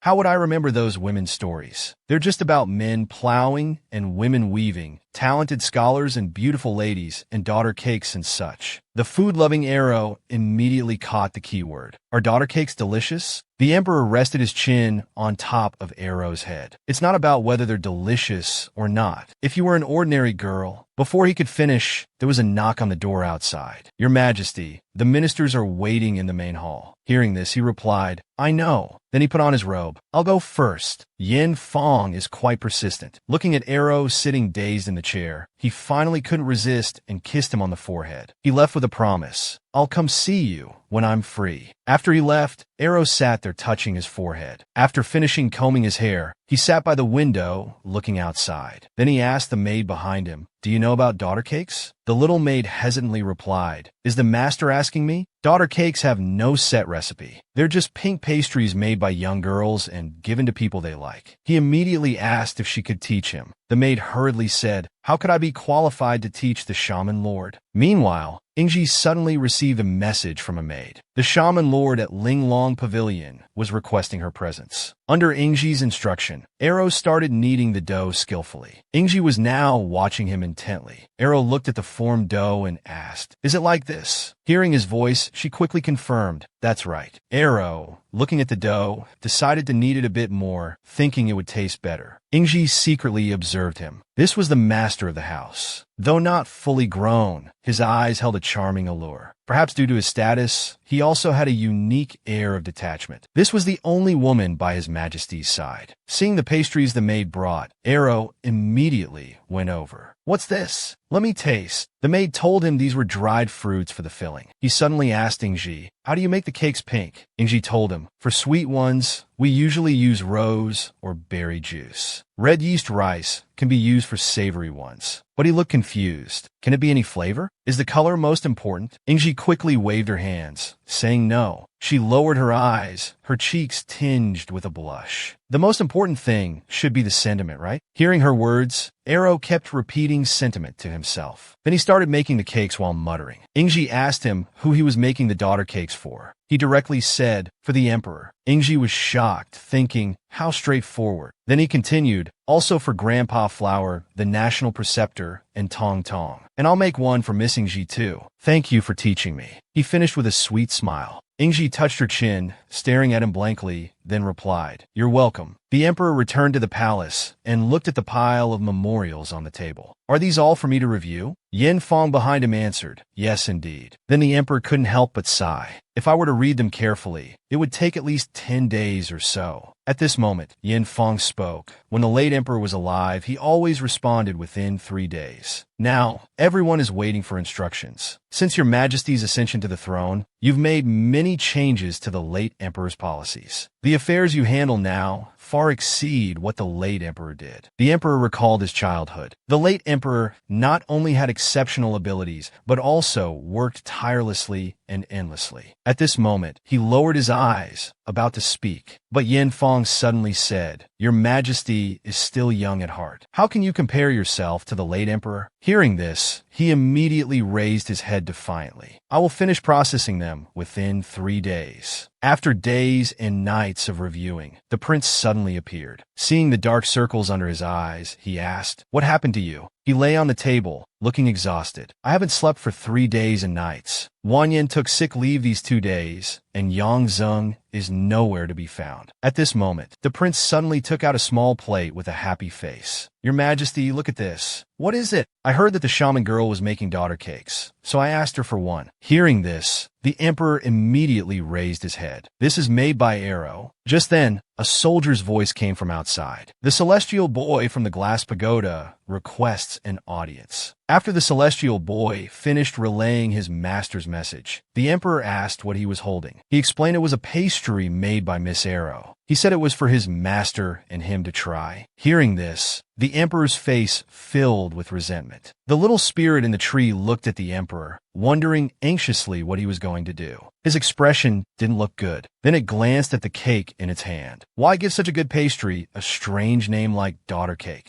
Daughter cake, what a weird name. At this time, Arrow was still making daughter cakes. Suddenly, he heard someone outside announcing, His Majesty has arrived. So he turned his head towards the door. Ah Zhao, you've come at the right time. The emperor, upon seeing the huge dough inside the room, was instantly stunned. Meanwhile, the celestial boy from the glass pagoda returned to his master, holding a box. These are the daughter cakes made by Miss Arrow. Then he opened the box. There were only 2. He took a bite and praised, It's delicious. But it was different from the usual deliciousness. His master helplessly remarked, This must be the taste that only someone who loves eating can create. The emperor looked at the huge dough on the table and asked, What is this? Arrow replied with pride, This is the daughter cake I made. It's for you, Ah Zhao. It was hard to make it this big. Hearing his words, the emperor felt touched. This is for me? Arrow told him that he wanted to make something special for him, but didn't know what would be good, so he just made the biggest one he could. Hearing this, he felt extremely moved. So this was how important he was in Arrow's heart. He immediately issued an order. Tell the Imperial Kitchen